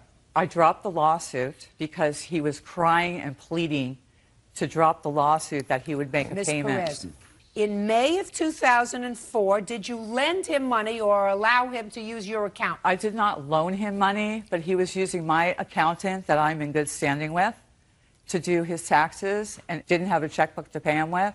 So I was taking on the debt because it was my accountant. Were you speaking to her in May of 2004? Yes, ma'am. We met with the accountant together on May 15th and signed my taxes. She had all my tax records. You met together? Yes, ma'am. And when you met together, did you have lunch before you went to the accountant? We met at a restaurant with the accountant. So on the way. I'm speaking. So you had lunch together? Yes, ma'am. When did you contact Ms. Perez prior to May of 2004? I had talked to her several times prior to that. Where were you when you contacted her? At the same home I'm at right now. I haven't moved or changed phone numbers. Did you see Ms. Perez at any time between November of 2003 and May of 2004? No, ma'am. Did not see her? No, ma'am. That is not true. That's not true? No. When did you see him? I gave him 30 days to remove his items from the house. I was moving from San Diego to Los Angeles. He never took everything at one time and kept calling once a day to come pick something else up from the house. So that you went saw on through January 28th of 2004. And I moved on February 26th of 2004. Your Honor? Yes. I can show here where I have papers where I sold my house in Oceanside and it closed escrow on January 12th. I have here canceled checks and loan documents were on January 22nd. I was in Kansas City, already purchased another home. I haven't been back here. It's so fascinating to me because I'm gathering all kinds of information and you are taking positions, each of you, that is inconsistent with the position that you really want to take with regard to this lawsuit, just to fight with each other. No, ma'am, I'm not. I didn't turn. That's my position. Well, we're going to get there. Sorry. But what you're doing is you're not helping yourself because you're not thinking it through. Let me get there for you, Mr. Delgado. According to your complaint, Ms. Perez, sometime in November of 2003, at about the time that you separated, Mr. Delgado damaged your car. And after he damaged your car, about a week later, you got into an altercation and he assaulted you. You're going to tell me about those two things. Okay. Because that's what this lawsuit is about. So let's get there, and let's get there, Ms. Perez, quickly. The assault actually happened on October 3rd of 2003. The last time I ever saw him again was November 18th of 2003. Well, between October 3rd of 2003 and November 18th, did you live together? No. Did you stay together? No. Tell me what happened on October 3rd, 2003. Okay. He used to work at a hotel chain and called me one day to bring 8 kids home. Their apartments were not ready yet. They were to be employed at the hotel he was working. I allowed him to bring these 8 kids home, and it turned into a fiasco for the next 2 weeks until the apartments were ready. I have evidence of what my house was like, what his behavior was like. I'm not interested. Could we get to the October 3rd, 2003? Come to find out, he was fooling around with one of the kids staying at my house and would come home daily in a combative mood and subsequently threw a cell phone at my car out of anger and took my car drunk, pulled into the garage and ran over a hand dolly. I have pictures before he did that, after he did that. Was that on October 3rd? The last event was on October 3rd. That was prior to October. October. Talking about the car. The car was prior to October 3rd. Date? September 27th. Between September 27th and October 3rd, did you live together? He was keeping hours at the hotel. He would stay at the hotel. Ms. Perez, between September Not 27th... as boyfriend and girlfriend, no. Now, get to October 3rd, 2003. My cleaning lady was at the house, and we were in the garage. And not to disrupt her cleaning, this is my cleaning lady, we went in the garage. We started having a heated argument over things that were happening with all the kids at the hotel, and it turned into a pushing, shoving, spitting match. He proceeded to spit in my face. What did you do to him? Pushed him off of me, and that's how my finger got broken. Just a second. You said to me it turned into a pushing, fighting, spitting match. Well, match is your term. Now you've told me what you say he did to you. You tell me what you did to him. Happened to be in the same room. Well, you just told me that you just, shh, Ms. Perez, you just told me that you broke your finger pushing him off of me. Well, how was he on you? I was on the couch. He was towering over me. You were on the couch in a garage. Right. We had a computer, a television, a hockey table. It was like a game room. So you're on the couch in the garage. I don't allow smoking inside my house, and that's You're on the couch in the garage, and he's on top of you. Right. And you pushed him off you. That's correct. And you broke your finger. That's correct. What else? My cleaning lady at the time was inside cleaning the house. I went inside, got my keys, purse, and had to go pick up my 8-year-old from school. I went and picked up my 8-year-old from school, took him with me to the emergency room. And because he was with me, I really didn't want him knowing what was going on. So I went to the doctor and told him it had occurred from fooling around. Now, the break was a circular break, and it broke every... You have the emergency room records? I absolutely do, and good pictures. Well, can I ask you this question? I have a diagram. Shh. I don't want a diagram. I don't want pictures. I asked you for the emergency room records. And if you were going to the emergency room, that you were just going to pick up your son so that he wouldn't be left out at school without someone caring for him. That's correct. Why didn't you take your housekeeper with you, who is here today, so that she could sit outside with your son if you were going to the emergency room? She was leaving. She had another job to go to, and Did you ask her to stay? No, I did not. I was leaving. It was an emergency. You were going to the emergency room. That's correct. Told the doctor you were fooling around, snapping kitchen towels. That's correct, because my 8-year-old was with me, and I did not want to subject him to all the things going on. He had been around Joe since he was 2, and I really didn't want to crush or make him scared about any of the occurrences going on. So what are you suing him now for? You don't think your son's going to know about this? No, I've kept it from him. Well, he's in school. 10 million people watch this program, madam. He's in school with after-school activities. You got a lot of excuses. He goes... Mr. Delgado, you want to tell me what, if anything, you remember about October 3rd? You know, all I know is that we have a dog named Daisy that was a shepherd mix. We always used to take a towel, and she would get one in, and you'd grab her, and she'd like this and play with her. I came home. She said she was wrestling with the dog. Daisy pulled on the towel, and she broke her finger. Your Honor? She drove... I don't want to hear you. You see how quiet he was? She drove herself to the doctor and came home with the medical report, said her finger was broken, and they were going to wait and see for a few weeks whether she needed to have any surgery or anything else done on it. At the time, we had the same medical insurance. We were in the same house, everything. That was the last I ever heard it until 2 years later. I get my 4th lawsuit from her about that. Your Honor, I have a diagram drawn by the doctor, the surgeon, of what needs to be done to repair my finger. My cleaning lady was there at the house and can tell you what she heard from inside the house, and we were in the garage. Come on. Tell me your name, please. Yolanda Marcial. How long have you worked for Miss Perez? More than 8 years. 8 years. Why didn't you go with her to the emergency room, Miss Marcial? Because I was working in the house. I was busy in the house, and I just getting ready to leave. What time of the day were you getting finished with your job? Around like 2 something. In the afternoon? 2 something. And where were you going? To Oceanside. What's in Oceanside? I was working for another lady in Oceanside. What time are you due there? Around like, I got traffic around like 4 over there to Oceanside. How long did you remain in the house after Miss Perez left to go and pick up her son? When she left to get, around like maybe like 45 minutes. Did Miss Perez ask you to accompany her to the emergency room? No. Did you offer to accompany her to the emergency room? No. When she came inside, did she show you her hand? She walked with the hand like that, and And I know that something happened because I heard screaming in the garage and fighting in the garage. When you heard screaming and fighting in the garage, did you go into the garage? No, I'm only the cleaning person. I'm nothing. You heard screaming and Yes, fighting and in the garage, and Mhm. you didn't go in there? Did you No. call the police? No. You just went on vacuuming. Sit down, Ms. Barcial. Put your hand down. I have pictures. Not interested in the pictures. More interested in the statement that you made to the doctor when you went in there. I had my 8-year-old with me. I don't believe that that's the reason you make up that kind of a lie. I had to. No, you don't. You have to say, would you go sit over there? And doctor, I want to tell you privately what happened. That's what you do.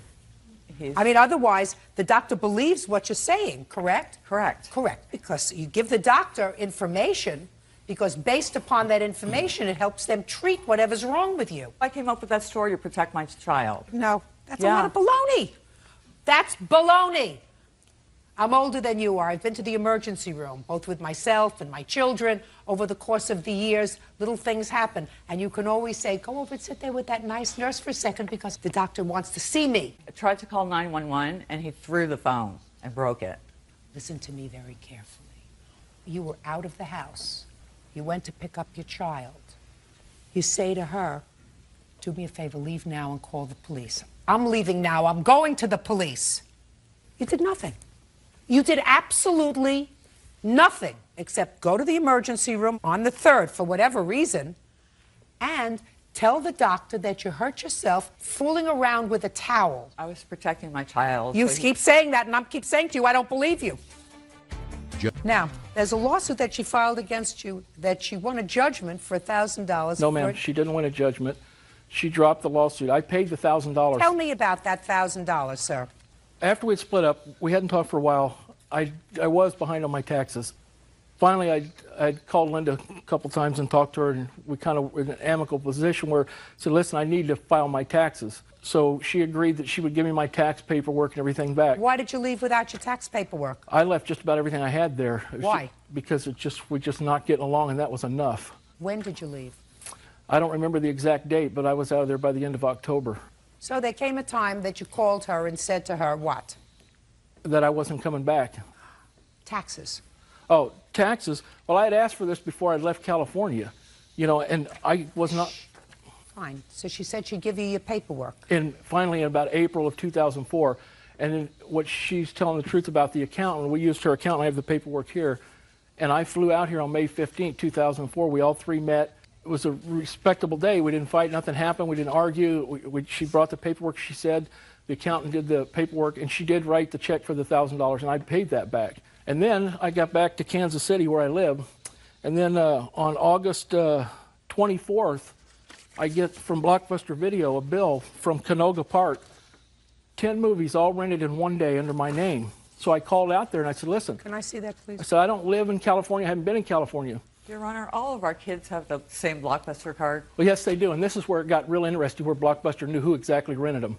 Because our kids before, both of our older boys, would go down and rent movies, and we had late fees, Linda and I went to Blockbuster, and we put a password on our account. So in order to rent movies, you had to know that password. When I called this Blockbuster and said, I don't know this money, they said, yes, you're the primary person on the account, and the person that used that account used the password to get those movies. They rented all 10 of them one day and never brought one of them back. That was in August of 2004. And that's after all this. Sorry. Okay. Tell me about the return of the $1,000, sir. I took my credit card at Bank of America in Kansas City, and I went down and put that into her account. So what was the lawsuit about? I don't remember all there was a couple of things in there she was suing me for, but that was part of it. Immediately after I got back, she filed the lawsuit. I should have paid it quicker, but you know, I had told her, but we were in contact the whole time. She knew, and then I went down and paid it. Then I flew out here. Then the lawsuit got canceled after I'd flown all the way out here. Then I go back home. Then this happened. You know, it's like this card thing happened, this finger thing happened, but yet we're doing the taxes. We finally got the paperwork settled together. We meet at a restaurant to eat. You know what? You drop the lawsuit, I pay the money. She just said that. Then the Blockbuster thing happens out of no reason. 2 years later, I get 4 more lawsuits, and I'm going to fly back out here again. And at the time, the finger in the car insurance, we had even the same car insurance until December 12th. We never had any claims. We never had any problems. The health insurance that she went to the doctor with was my health insurance. Your Honor, he got fired from... I'm speaking. When did you file the lawsuit with regard to the taxes? September of 2004. When did you drop that lawsuit?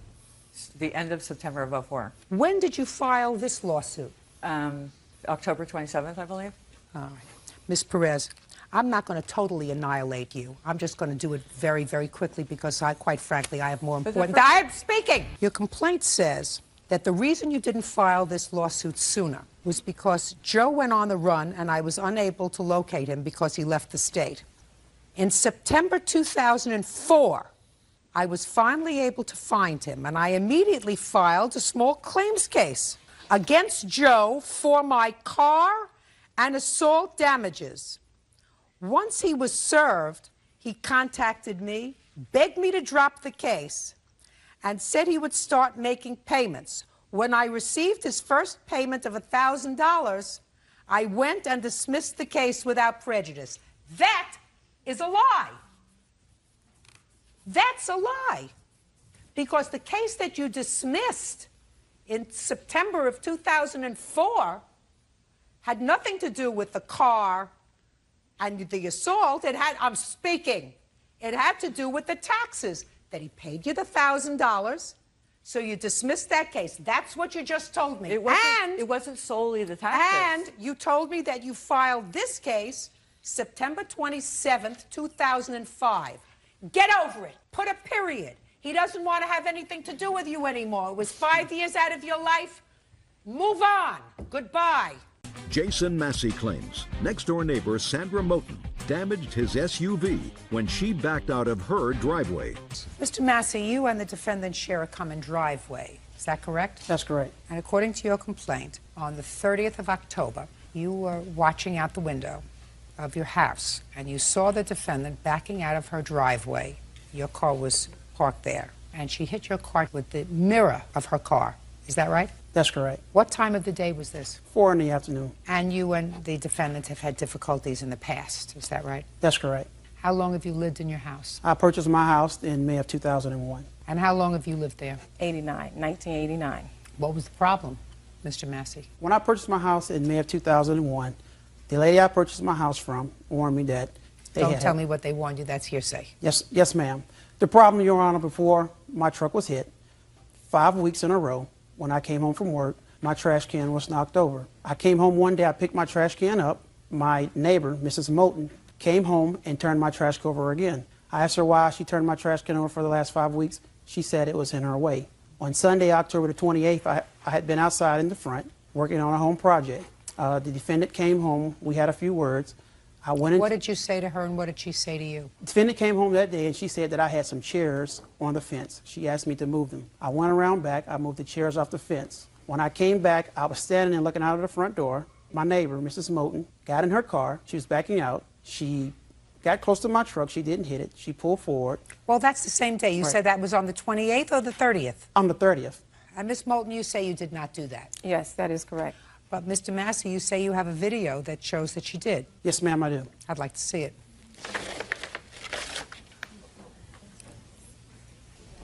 Did you know he had a video, Ms. Moten?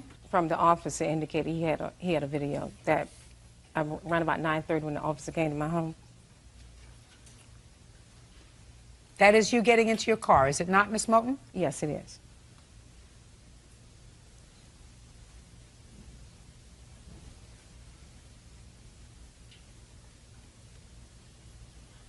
Are you watching that very carefully, Bert? Yes, I am. Did you see the car hit it? I really can't say, Judge. Could we do it again, please?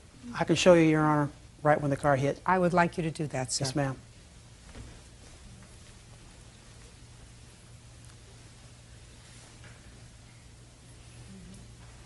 Right here, Your Honor, she hits my truck. Her mirror, you can see her mirror go under my mirror, and it hits my truck.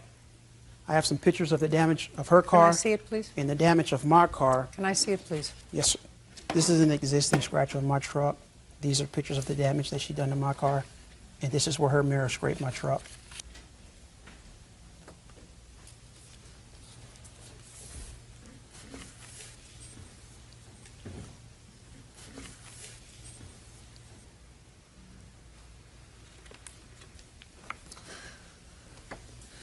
Says this line is an existing scratch already on his truck, and the rest is where that line. This line. That line up there is where. Put on her mirror. Right. Show the timer, please. Miss Moten, what I don't understand is, why did you pull forward again? You were clear of his car. Oh, I put forward because I was trying to make sure I didn't hit his vehicle. Miss Moten, you were practically clear of his vehicle, and then you pulled forward and you steered right into it. But that's what it looked like. But well, that's on my what it way- looked like. right. My eyes weren't deceiving me. That's what it looked like. Judge Judy, when I pulled, we have parking spaces that are pretty tight over there where I am. So when I pulled out, I was pulling out and doing the best that I could to prevent from hitting his vehicle. I still say that I did not strike his vehicle. You did. Okay. You did. But I don't understand why you were pulling out and you were practically clear of it. Well, I and pulled then you out because- pulled back. You pulled forward again. And you came that close to his car the second time. I don't understand that. Well, I understand it because I was pulling out from my observation of it as far as me backing out. I was backing out to keep from, because you, from looking Play at the that video. again for me, please. I want to look at it Please, one from more looking time. at Is that a possibility? Yeah, looking at the video, it does look that way, but as far as the way Well, the the video is doesn't parked- lie, Miss Moten. Well, I'm not saying the video is lying. I'm just saying I didn't strike his vehicle. I didn't do that. You did. See, my damage was on my car. That damage she's saying I put has been there on my vehicle. Okay, now, you're clear. From that, it looks clear, but you were clear the first time you pulled out. You were clear. Then you come back and you go right into his car. Well, it looks like I went into his car, but well, it looks exactly like you went into his car, but madam, and that's what you did. Can I please see the estimate to have it fixed? Yes, ma'am. I have two estimates, Your Honor. Well, how much was the cheapest estimate? $627, if I'm not mistaken. And I have a rental car reimbursement should be in that stack also. Well, I'm not paying you for a rental car, sir. Are you his wife? Girlfriend. Girlfriend. Do you live together? Yes, ma'am. You have a car? Yes, ma'am. Drive him around for a day while he has this car fixed. Listen, life is very, very short. You're going to be neighbors for a while. I'm going to suggest that you can either be miserable for the next 20 years or happy for the next 20 years. Unfortunately, you have a very tight driveway.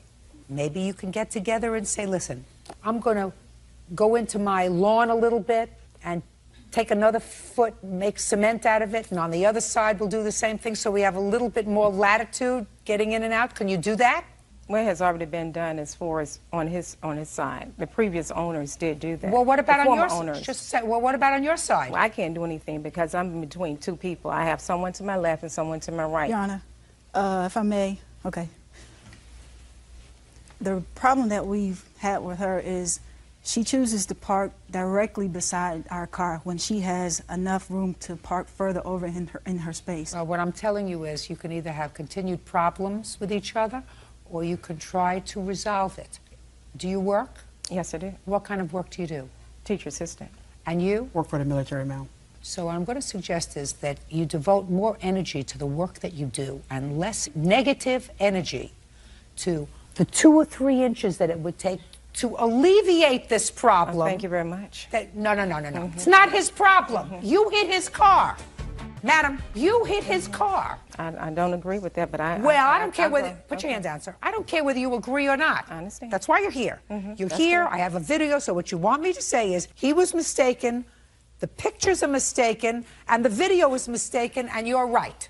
And I'm telling you that you hit his car, and maybe if you were a little more flexible, maybe both of you, you could avoid a situation that makes it unpleasant every day. A little more flexible. Pull your car over a little bit more so that you don't have to be right next to each other. And if you don't want to do that, then what's going to happen is you're going to continue to be miserable.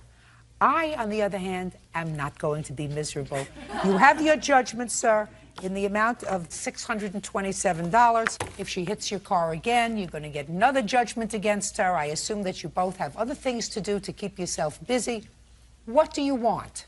I was in an accident, and that particular damage was You done hit on here. his car. I saw it with my own eyes. Well, I disagree, Judge I Shannon. don't care I whether you understand that. disagree or not. You pulled out of your driveway. You were clear of his car. You pulled back into your driveway. What I'm saying to you, your car veered right into his. What I'm saying to you, Judge listen, Chandler, I'm not interested in what you're saying that to me, damage madam. was on my car prior to listen him to me. stating that. I don't That's hear what a I'm word saying that to you're you. saying because when I I understand speak, I don't hear people that are trying to understand talk that. over me. I'm not trying because to. I am the boss here. I You may be the understand that. boss in your schoolroom. I am the boss here. And if you're going to be thick like this table, then you're going to spend the next 10 years while they're living next door to you being unhappy. And what I'm saying to you is, move your car over. That's all. Step out. 28-year-old Monique Simmons is suing her ex-boyfriend, Bruce Melton, for loans she made him to pay his rent and 2 bail bonds. Ms. Simmons, the defendant is your former boyfriend, according to your complaint a while ago, over a year ago. You made him a series of loans. Correct. And you want your money back. Correct. Mr. Melton says that you did, in fact, give him money. You gave him money for rent once. You bailed him out of jail a couple of times. But that's what you did because you were in a relationship. There was never any discussion of paying you back. Those were gifts. Is that right, Mr. Melton? Yes, ma'am. When was the first time, Mr. Melton, that Ms. Simmons gave you money? Actually, when I moved into my apartment, she helped buy stuff for my apartment, like bath, shower tiles, and some dishes and things. So well, that was very nice of her. Yeah. Those were clearly gifts because she's not even talking about that in her Right. complaint. She's talking about cash money. Well, she paid my rent for me. When did she pay your rent for you? Around August, I believe. And why did Miss Simmons have to pay your rent? She didn't have to pay anything, Your Honor. She did that on her own accord. Well, tell me how that happened, Mr. Melton. Because I had moved my apartment. I was drawing unemployment at the time, and then my unemployment ran out. And I was searching for a job. I'm a student at Eastern University, and I was going to school. How old are you? I'm 38. What are you studying? Actually, it's called Board of Trustees Bachelor's. You mean when you graduate, you go on a board? No, Your Honor, that's what the degree is called, a Board of Trustees bachelor's degree. I never heard of that. Mr. Melton, why don't you try to explain to me what that is? It's a continuing education degree for students. Do you actually go to school? Or is Yes, I do, Your Honor. You go to a classroom? I go to It's not class. a virtual classroom. No, ma'am, Your Honor. I go to class on the weekends. And how do you support yourself otherwise? Well, at the present, I'm working, Your Honor. I'm a chef. What were you doing in August of 2004? I was getting unemployment until it ran out. It usually takes about a year before it runs out. No, ma'am, Your Honor. In Champaign, it takes 6 months. When did you move into your apartment, sir? May of 2004. So you moved into your apartment, sir, while you were on unemployment? Yes, ma'am, Your Honor. Well, that seems like a foolhardy thing to do, sir. Well, if you don't mind, I'll explain, Your Honor. I was married, and me and my wife got separated. So I left her the house and moved out into the apartment. All right, you moved in May, and you were still collecting unemployment. Yes, ma'am, Your Honor. Were you halfway into your unemployment, sir? I got my unemployment in May. It started coming in May. Well, then you still had your unemployment in August, when you took money for her for rent. Your Honor, I didn't take anything from her. What she did on her own. I never Just asked her to listen. do it. I didn't ask you that, sir. I said in August you were still collecting unemployment and you took money from her for rent. Now, whether it was a loan or a gift, my words were accurate, sir. I did not go to school on weekends. You took money for rent at a time when you were still collecting unemployment. Because I was getting unemployment, yes. There we go. That was for your benefit. Thank you. You're welcome. Tell me about August of 2004 when you paid his rent. Well, how much did you pay? $290. And then in September, he again asked me to loan him money for the full amount, and that was $475. Now, you are the mother of 3 children. Correct. What do you do for a living?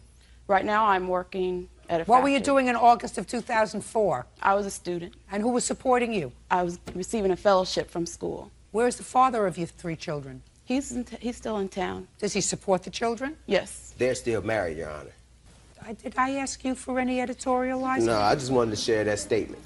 Don't share anything with me unless I ask you a question, Mr. Melton. So between your fellowship and the child support you receive, you gave him money for September's rent and for half of August's rent. Correct. Not Swift. I know that now. Now, when was the next time you gave him money? Actually, in August, I loaned him money to pay 3 loans that he had. You have checks for that? Yes. How much was it? One was for $115, one was for $113, and one was for $63. Those amounts sound familiar to you, Mr. Melton. She's got checks. She has checks, but the thing is, I never asked her to pay I didn't ask whether anything. you asked her. I'm just asking you whether that was paid on your behalf. Well, it was a gift on her behalf. Listen to me. I didn't ask you that. Okay. Was the money paid on your behalf? Yes, Your Honor. All right. Now, you're divorced? Yes, I am, Your Honor. You weren't divorced in August of 2004. And neither was she. I didn't ask you that. Don't be a wise mouth, I'm sir. not trying to be. I apologize. Then just answer my question. Then we'll get along just fine. Okay. Yeah. I don't find you particularly attractive, sir. Maybe she did, I don't. Okay. You get it. I hear you, Your Honor. Good. This is not going to be a happy time for you, Mr. Melton. I suggest that you stop laughing. How many children do you have? I have 3, Your Honor. Now, do you give them any money? Yes, I do, Your Honor. How much money do you give them? Well, I Well have is to pay not an child answer. support now, Your Honor, and it's What? $365 a month. Do you pay it? Yes, I do. No, you don't pay it, Mr. Melton. But let's suppose you did pay it. Let's say you did pay it. Uh-huh. And let's say you found out that your ex-wife had a boyfriend, and she gave her boyfriend $365 a month. How would you feel about that? First of all... No. Not first of all, second of all, third of all. I just gave you a storyline. You pay your ex-wife for your support of your 3 children the paltry sum, if you pay it, of $365 a month, and somebody tells you, and you confirm, that your wife has a boyfriend, and she gives the boyfriend $365 a month. And my question to you, Mr. Melton, is, how would you feel about that? As long as it ain't my money, I don't care what she do. It was your money. Well, I don't know if it was mine or not. As long as my kids have what they need, it does not matter to me because I have no relationship with her. Fine. Mrs. Melton out there, listen carefully. You can do whatever you want with Mr. Melton's money. She knows that. He doesn't care because he probably doesn't pay you. But when he starts paying you, you can do whatever you want with the money. Now, you get a financial aid check, sir? Yes, I do. You're 38 years old. Yes, I am. And you're going to be a trustee when you grow up, is that right? I'm going to be a trustee. I'm going to be on the board of trustees. Now, you paid bail for him. What kind of charge? DUI and driving under revoked license. And what month was that in? October of 2004. That's your problem. Because if you're dumb enough to give him all this money in August, then he calls you and says, I'm in jail, come and bail me out, that's your problem. Well, he told me Now, to just add to say, I don't care what he told you. That's your problem. You're a student, got 3 children, so you should be smarter. Put your hand down. Then you had him arrested for domestic violence, correct? Correct. And you bailed him out again. Correct. That's your problem. Stupid does not get rewarded.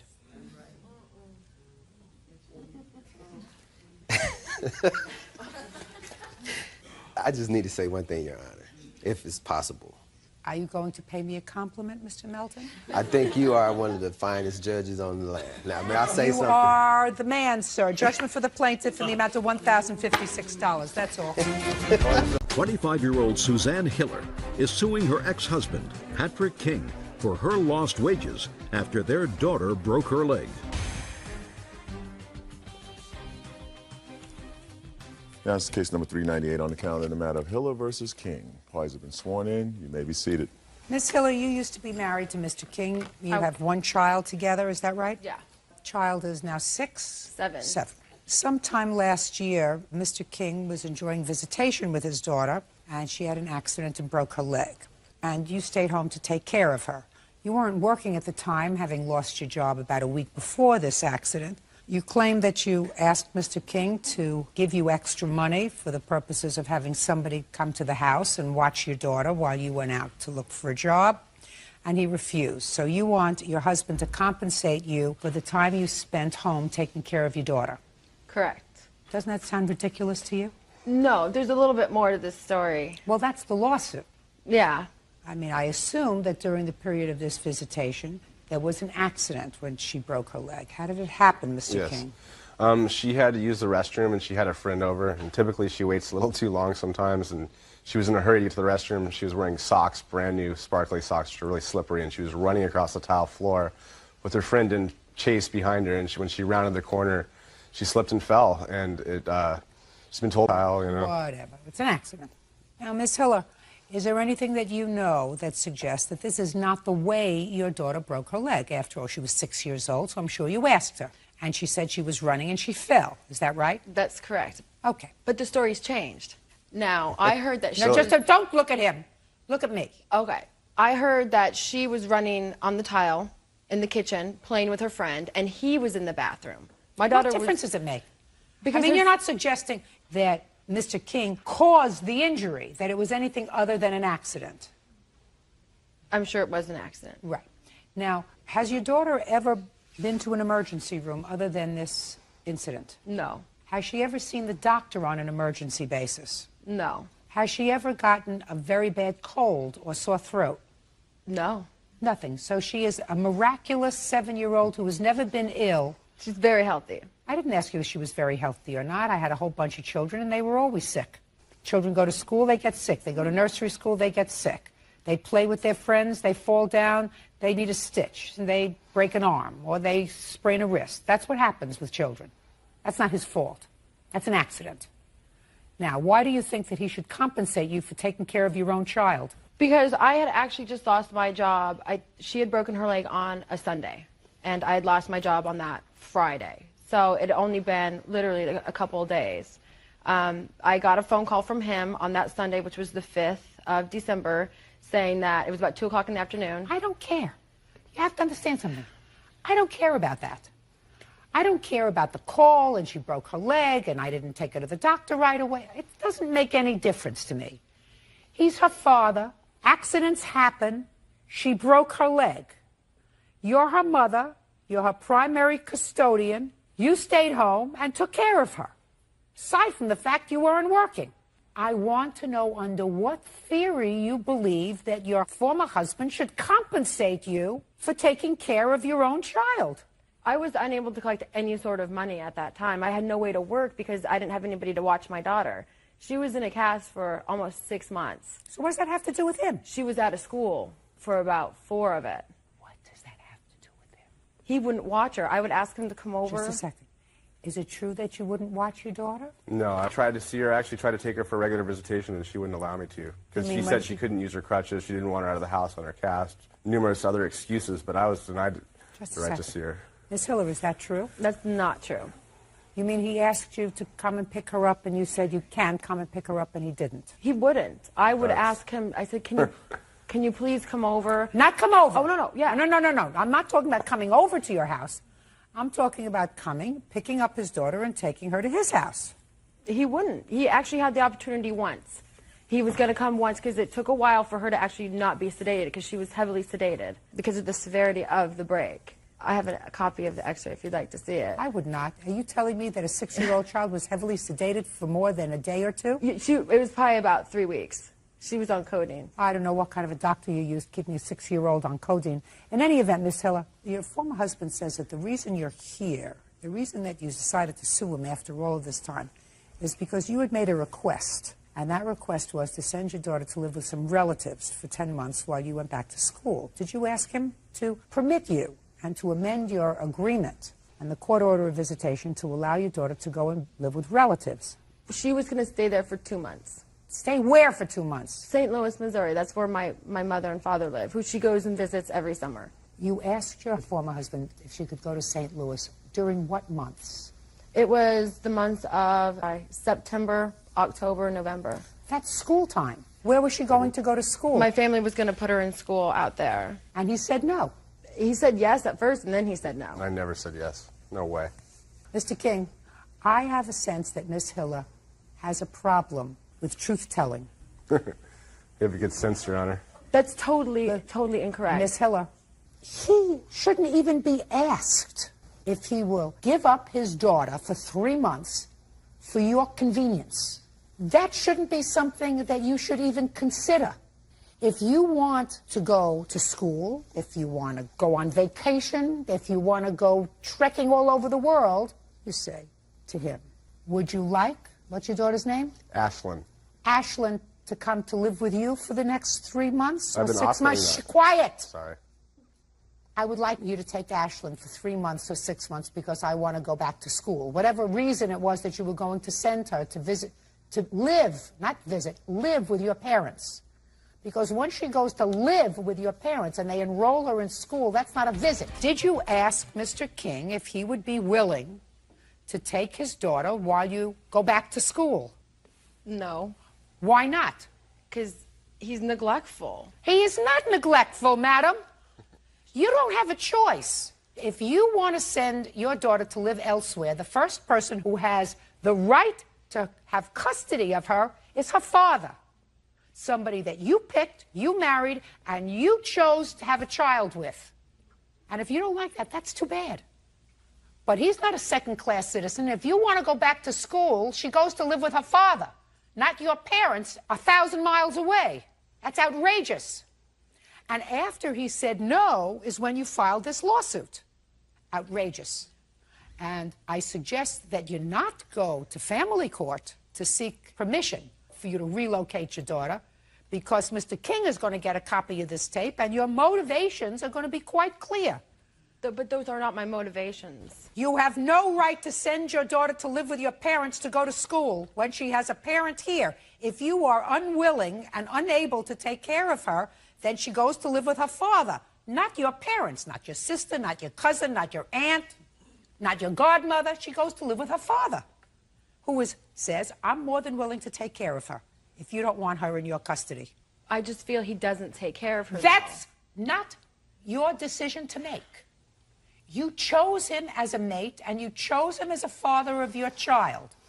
And I don't believe you when you say your daughter has never been sick, because she would be the only child in creation who has not had an ear infection, a bad cold, a fever.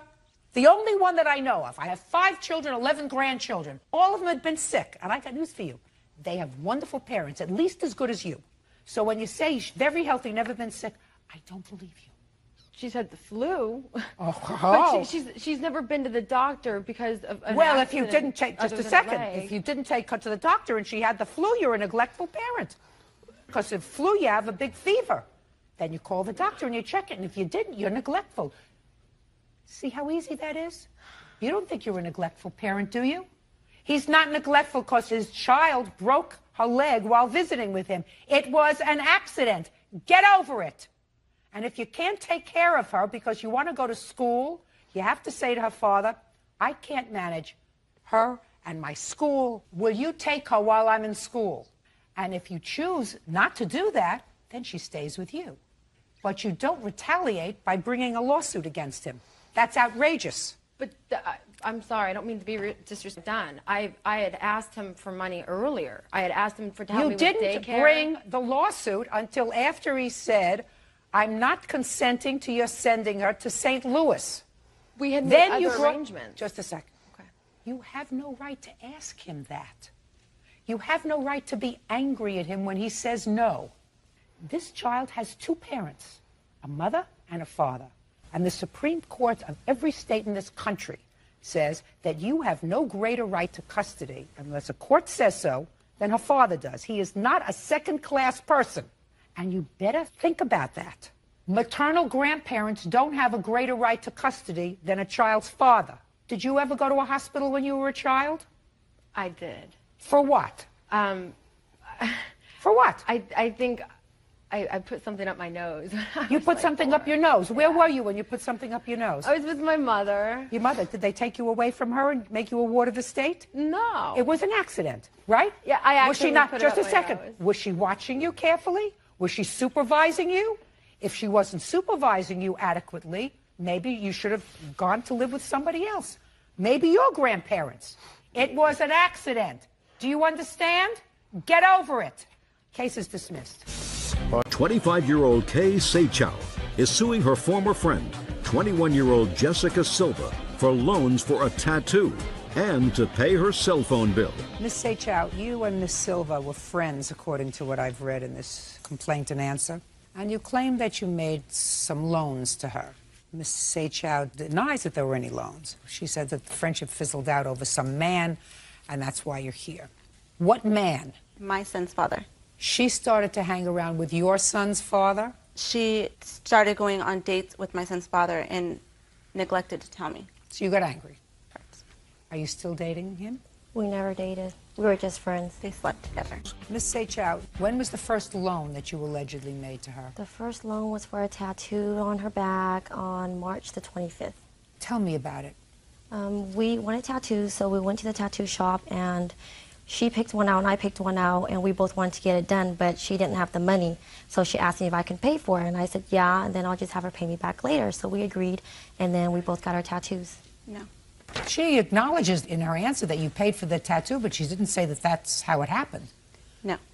What had happened was me, her, and another friend of ours, we all wanted tattoos. At that time that she wanted to get it, I wasn't working. I was going to school full time. And she said that she wanted to go get hers. I told her I didn't have the money at the time. And she knew that because I wasn't working, I have a son, I have other priorities, and that obviously was not one. She said that she'll put it on her credit card. I told her, fine, I'll pay half. I only have enough for half. She said, fine. I gave her $100. You weren't working. No. You're going to school. Correct. You have a child. Correct. Child lives with you. Yes. You take care of the child.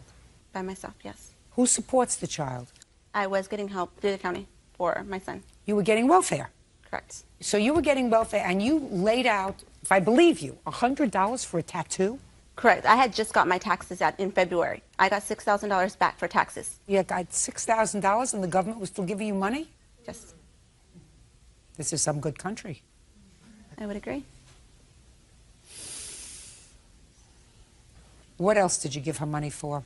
After we got the tattoo done, we went over to my place, and her phone was about to be shut off because she was late on her payment, and she asked me if I can also pay the $300 for her phone bill, and I agreed if she would pay me $50 each month in return.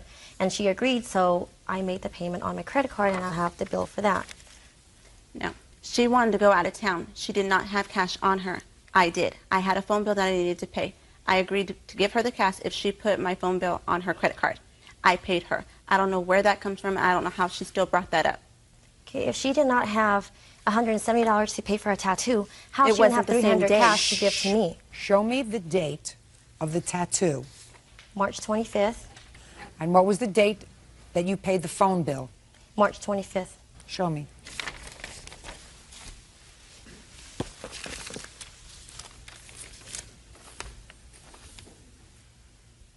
No.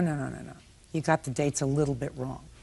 Tattoo time, which is where you had your tattoos, was the 26th of March, the day after you laid out the $300. So first, you paid for her phone, and then you paid for her tattoo. When did you have a falling out?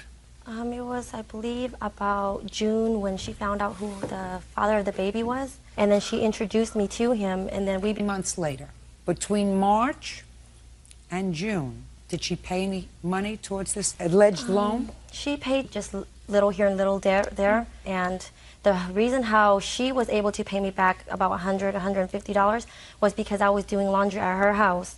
And each month I was giving her $25 to do laundry. Instead of giving her the money, I would deduct it from what she owed me. Do you keep records of this? I kept records of it, but then each time when I write it down and then my 3x5 cards get filled, I throw it out and then I start a new one. Madam, how am I supposed to guess how much she paid you back if you don't know?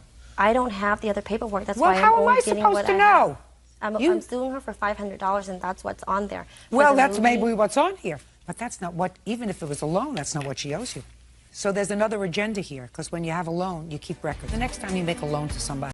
Welcome, everyone, to today's Explainer. I am absolutely thrilled you're joining me, because today we are going to demystify one of the most beloved and honestly sometimes most frustrating herbs to grow at home, coriander, or as you might know it, cilantro. If you've ever tried to grow this incredibly zesty herb only to end up with a spindly, flowery stalk, a pot full of seeds that refuse to sprout, or, if you just happen to have that specific gene that makes it taste exactly like a bar of soap, you are totally in the right place. Our goal today is to skip right past all those frustrating internet myths and dig straight into the actionable botanical science.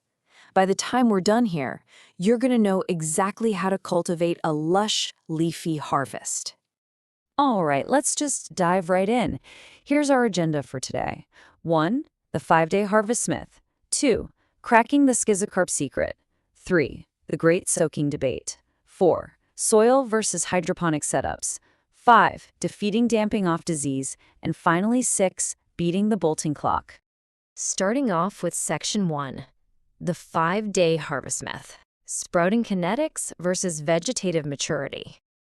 So, I've got to ask you directly, can you actually grow a cilantro harvest in just 5 days? I mean, we've all seen those viral garden hacks and short videos claiming you can get a full harvest in less than a week. It is so easy to fall for that promise of instant gratification, and it's incredibly frustrating when it inevitably doesn't work. The hard truth from the scientific data: a 5-day mature harvest is biologically impossible. What those 5 days actually represent is literally just the initial germination phase. Just look at the massive difference on this true biological timeline for Coriandrum sativum. Days 4 to 6, that is simply germination. Just the cracking of the seed coat and the tiny root popping out. Now, if you want a zesty microgreen harvest, you're really looking at 13 to 17 days. And to achieve that lush, multi-branched mature foliage that we all associate with standard culinary use, that takes a full 40 to 45 days. Getting a handle on this timeline is absolutely crucial. It sets our expectations so they actually match the plant's biology. Moving right along to Section 2. Cracking the schizocarp secret. Morphological impediments to germination. Okay, let's break down this fancy botanical term into something a bit more relatable. What we commonly pick up at the store and call a coriander seed is actually a schizocarp. Think of it like a tough, armored transport vehicle for twins. It's this dry, woody fruit that encloses 2 perfectly symmetric halves, which are called mericarps. Inside each of those halves is a true seed with its very own embryo. Left completely intact, this woody shell severely restricts water absorption. Honestly, it can take weeks to soften up in the soil. The stark difference between planting the seed whole versus splitting it is wild.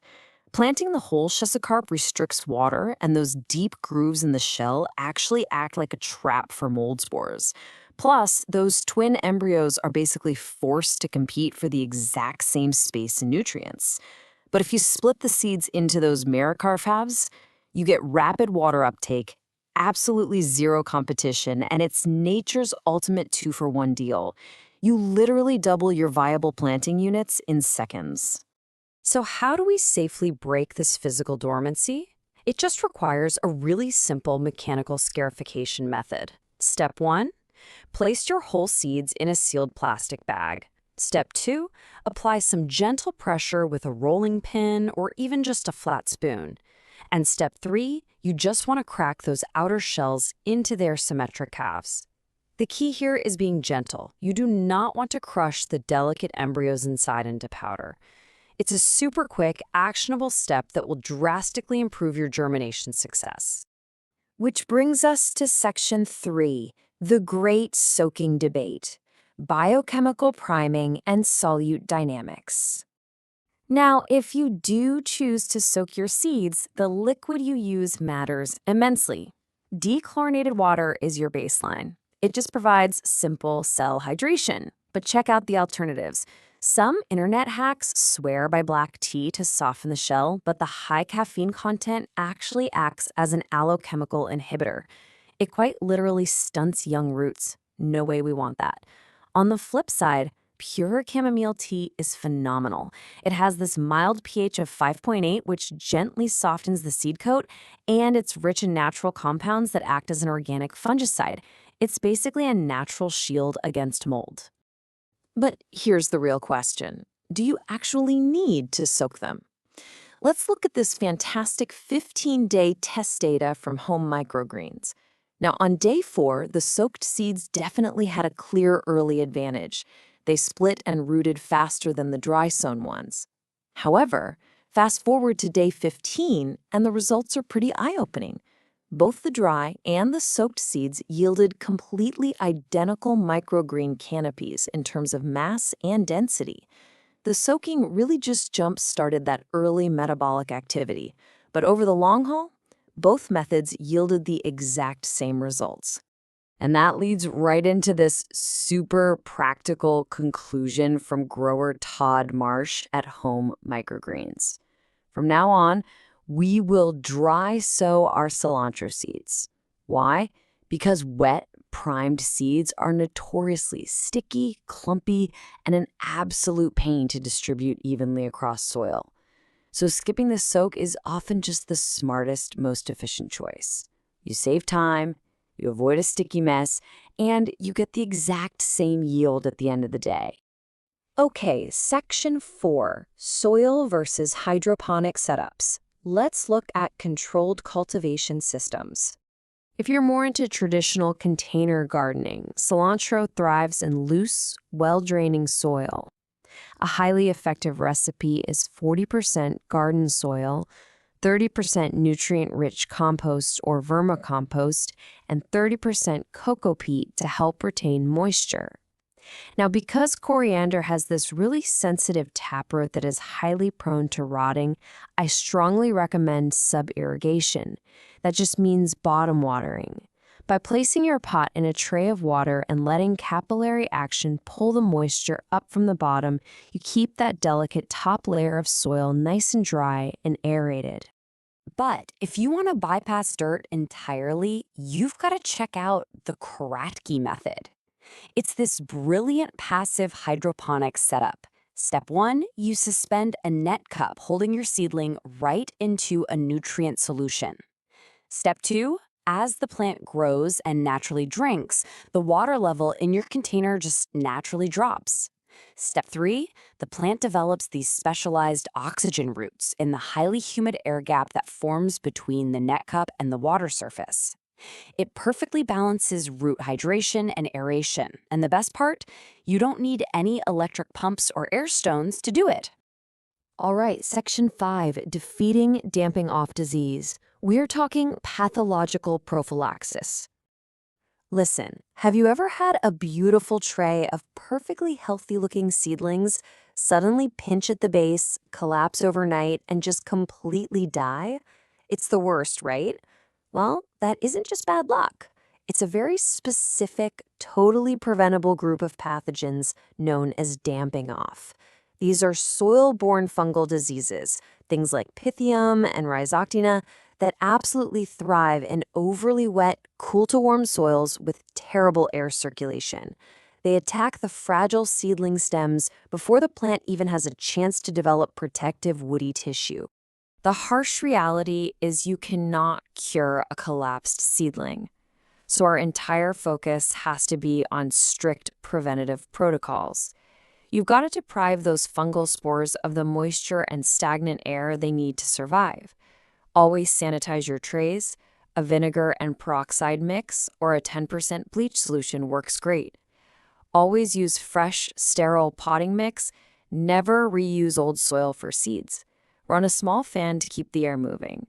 Stick to bottom watering to keep the topsoil dry, and you might even consider adding beneficial biological controls like trichoderma fungi to actively suppress the bad guys.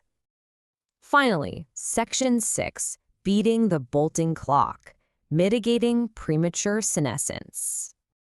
So, bolting. You really need to know that bolting is not an accident, and it certainly isn't a flaw in the plants. It's actually a calculated, totally panicked biological survival response. When the plant senses environmental stress, it feels like its growing window is rapidly closing.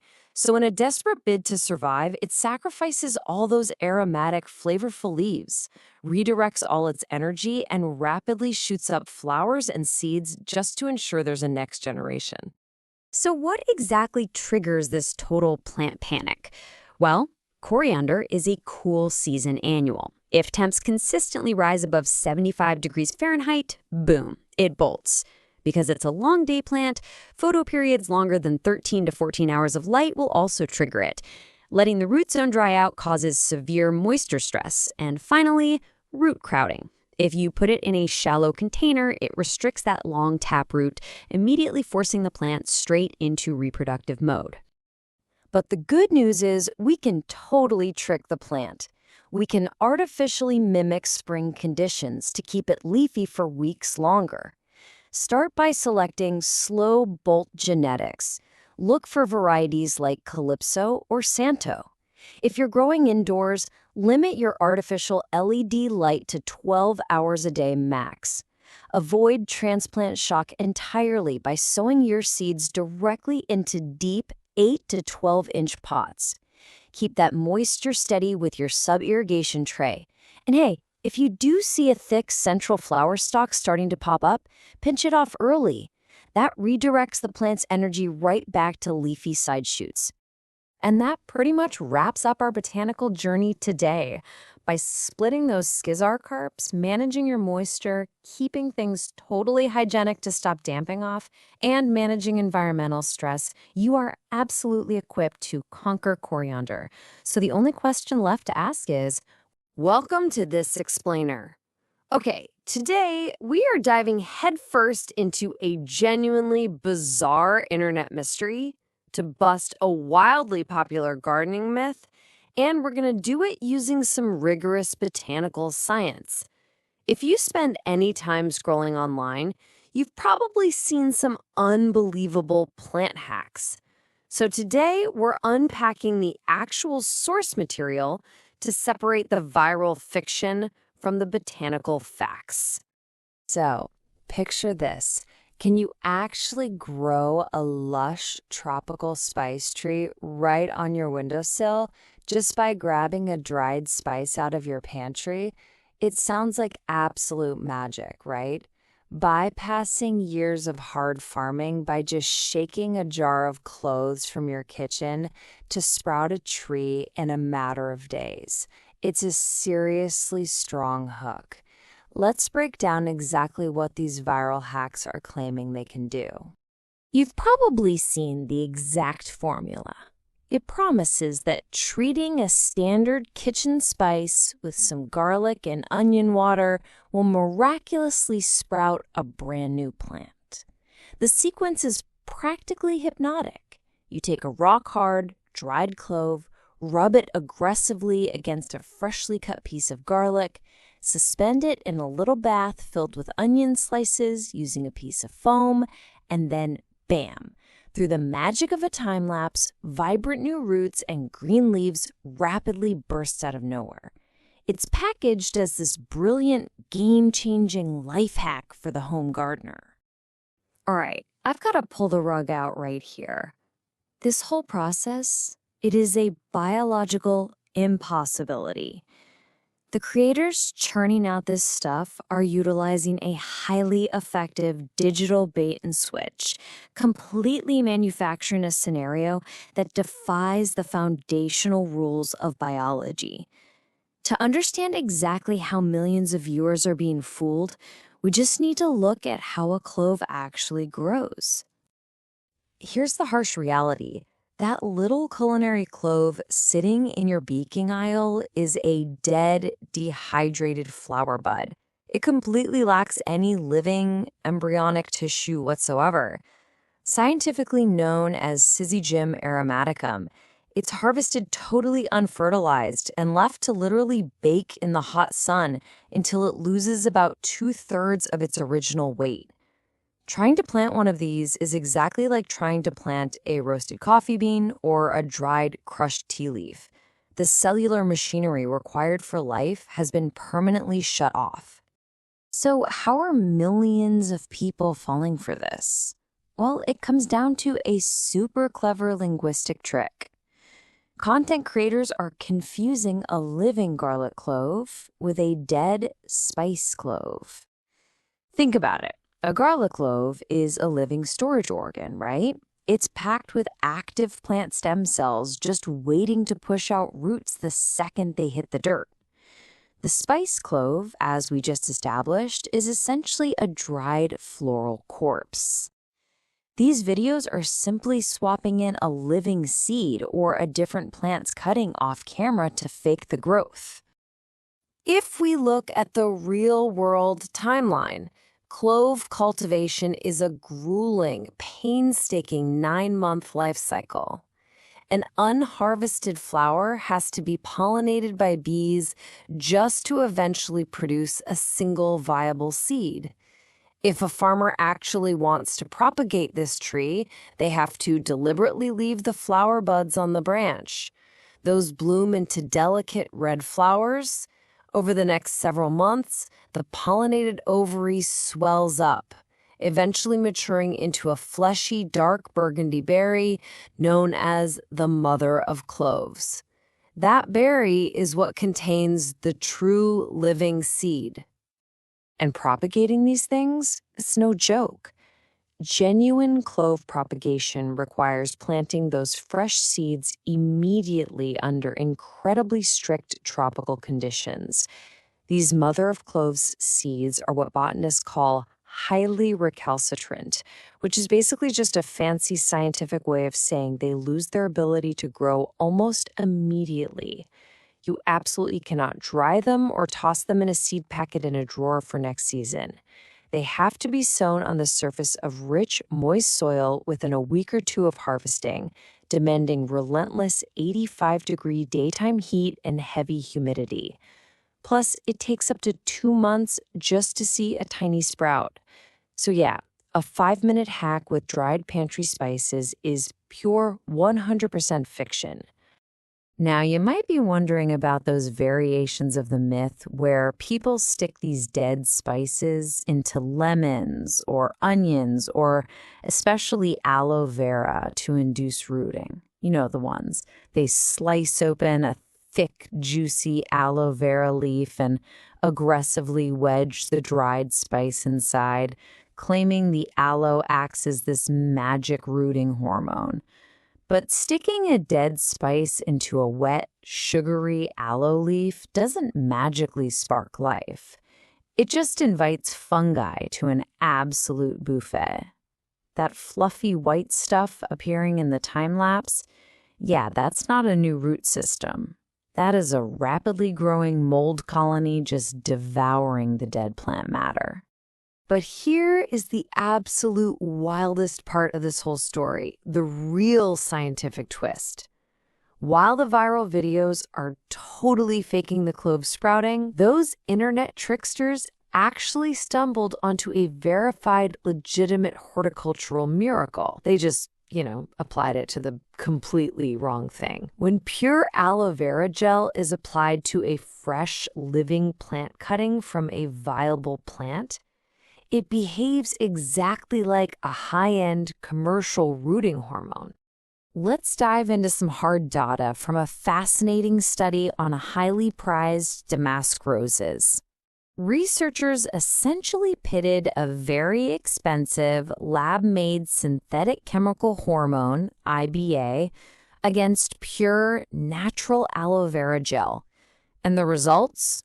Honestly, they're kind of mind-blowing. The aloe treatment completely outpaced the synthetic chemical, generating an average of 5.5 sprouts and nearly 5 roots per cutting. The fancy synthetic chemical only managed 4.6 sprouts and 3.5 roots. The physical difference between the two methods is just night and day.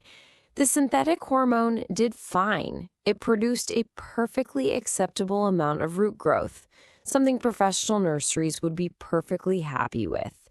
But the organic aloe compound, it didn't just trigger roots. It fostered this massive, vigorous underground architecture. The sheer density and thickness of the roots treated with the natural gel is phenomenal, setting the plant up for incredible long-term health. What's even more staggering, though, is the survival rate. Remember, taking a cutting from a plant is a massive trauma. You are severing a piece of living tissue and forcing it to grow an entirely new life support system from scratch before it dehydrates and dies. But those living plant cuttings treated with natural aloe vera, they hit a massive survival rate of roughly 98%. It completely proves that aloe vera acts as a comprehensive natural life support system for a vulnerable cutting during its most critical phase of establishment. So, why does aloe work like absolute magic? Well, it is literally packed with over 75 bioactive compounds. It's rich in natural auxins and gibberellins, which are the exact chemical growth hormones a plant uses to command cell division and push out new roots. On top of that, it contains salicylic acid to help the plant manage stress. And here is a pro tip for you.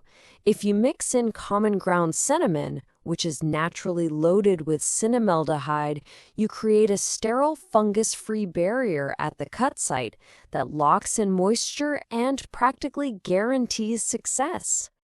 The internet is undeniably brilliant at serving up these engaging illusions, like cleverly swapping a living garlic clove for a dead spice clove to get 1 million views.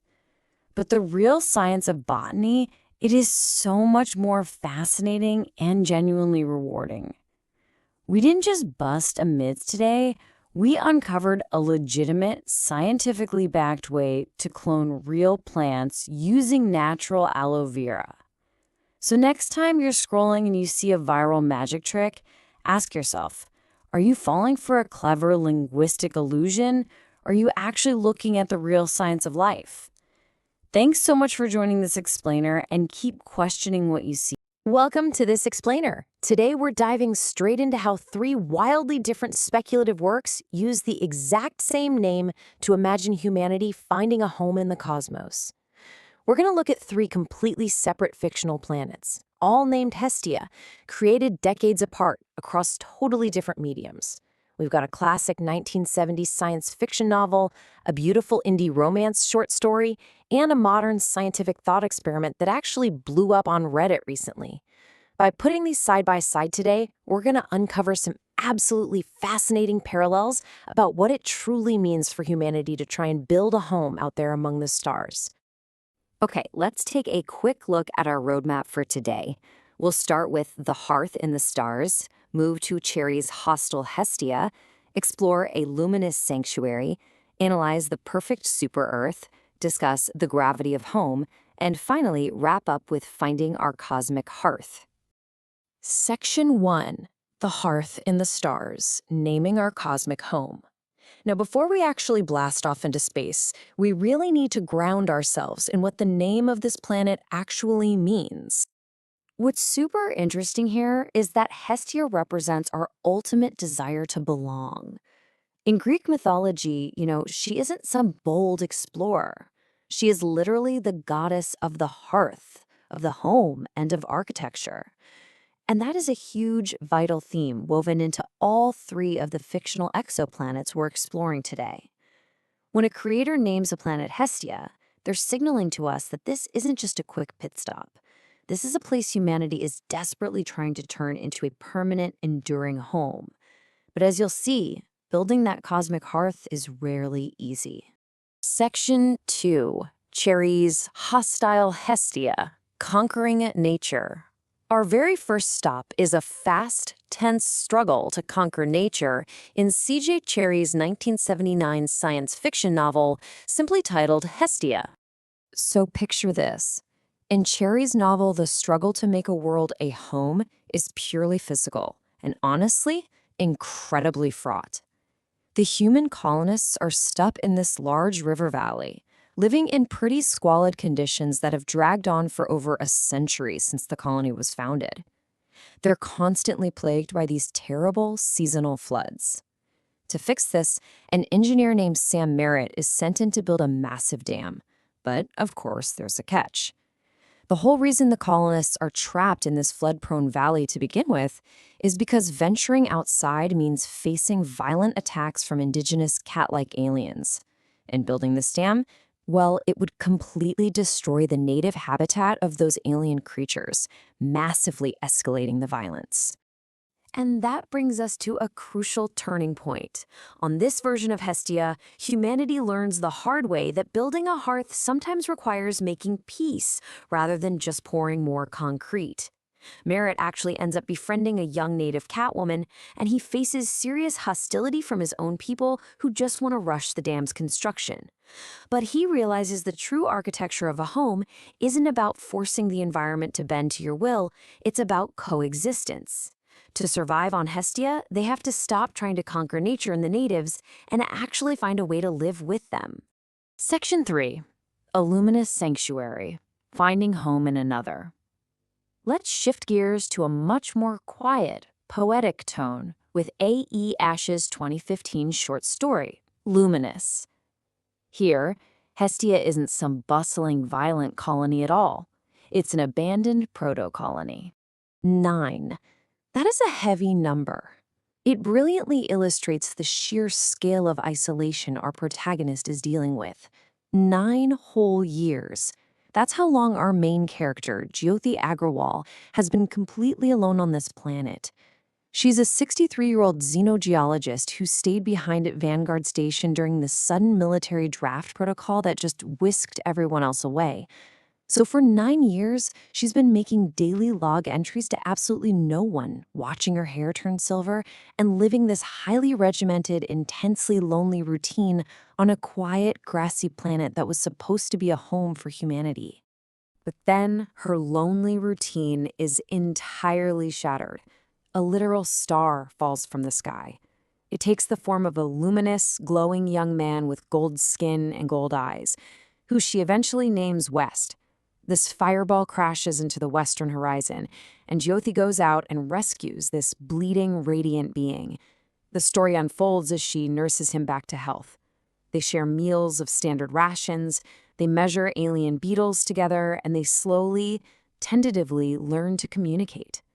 In this version of Hestia, the planet itself is actually quite gentle.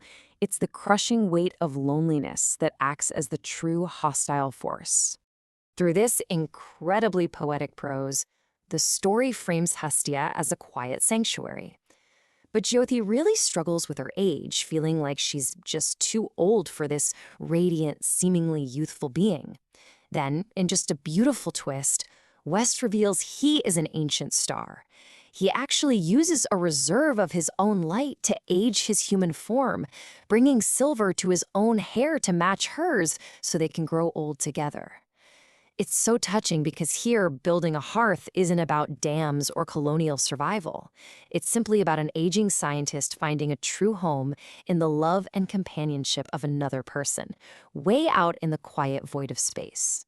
Section 4. The Perfect Super-Earth, a Scientific Utopia. We're shifting gears entirely again to our third Hestia. This one is an upbeat, analytical scientific thought experiment by the YouTube channel Kurzgesagt, which sparked a massive and really fascinating discussion over on Reddit. Let's look at the hard scientific parameters for this engineered utopia, which the creators literally named Hestia, by the way. The whole goal of this thought experiment was to design a super Earth that is even better suited for life than our own planet. The resulting world boasts a Triassic-like climate. We're talking higher temperatures, higher CO2 concentrations, a much thicker atmosphere, and significantly higher gravity. According to the biological models, these exact conditions would allow ecosystems to absolutely flourish on a scale we can barely wrap our heads around, creating extreme biodiversity. It's essentially designed to be the ultimate cradle for life. But wait, when we compare Earth to this theoretical super-Earth, things get incredibly complicated for any intelligent life that might actually evolve there. Reddit users dissecting the experiment pointed out a massive flaw in this so-called utopia. Because of Hestia's higher gravity, combined with an atmosphere that extends much higher and creates massive drag, traditional chemical rockets would be virtually useless. To launch even a tiny probe, you might need a super heavy rocket with 4 more stages, or you'd literally have to resort to highly dangerous nuclear propulsion just to punch through that thick air. Section 5. The gravity of home. The ultimate prison. And this brings us to a really fascinating narrative irony about our cosmic hearths that bridges all 3 of the works we've looked at today. When you synthesize these 3 wildly different worlds side by side, notice the monumental challenges they all share.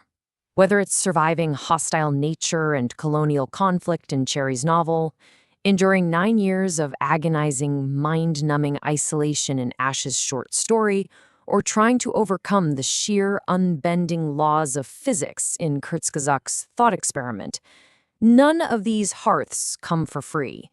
They all demand a massive, massive toll from the life that tries to take root there. And as that Reddit thread so sharply noted, the scientific irony of Kurzgesagt's Hestia is what users called the tyranny of the rocket equation. The very things that make this super-Earth biologically perfect, the dense, warm atmosphere and the high gravity holding it all together, literally act as a gravitational prison. Any intelligent species evolving on this perfectly designed hearth would likely be trapped on the surface forever, totally unable to explore the stars the way we do. It's a paradise, for sure, but it has a locked door. Section 6. Finding our cosmic hearth, the ultimate desire. So, what is the big takeaway from this explainer on these 3 fascinating, completely distinct versions of Hestia? Well, it shows us that the concept of home adapts to whatever our needs are at the time. Whether we're fighting seasonal floods to build a dam just to survive, finding warmth in the quiet companionship of a fallen star after a decade of crushing loneliness, or crunching physics and atmospheric data on a planetary scale to maximize biodiversity. Humanity's ultimate drive is finding a place to belong. We take this deeply human need and we project it onto the blank canvas of space, naming our speculative worlds after the goddess of the hearth. But as we learn from our scientific super-Earth, the pursuit of absolute perfection always has a cost. I want to leave you with this final, provocative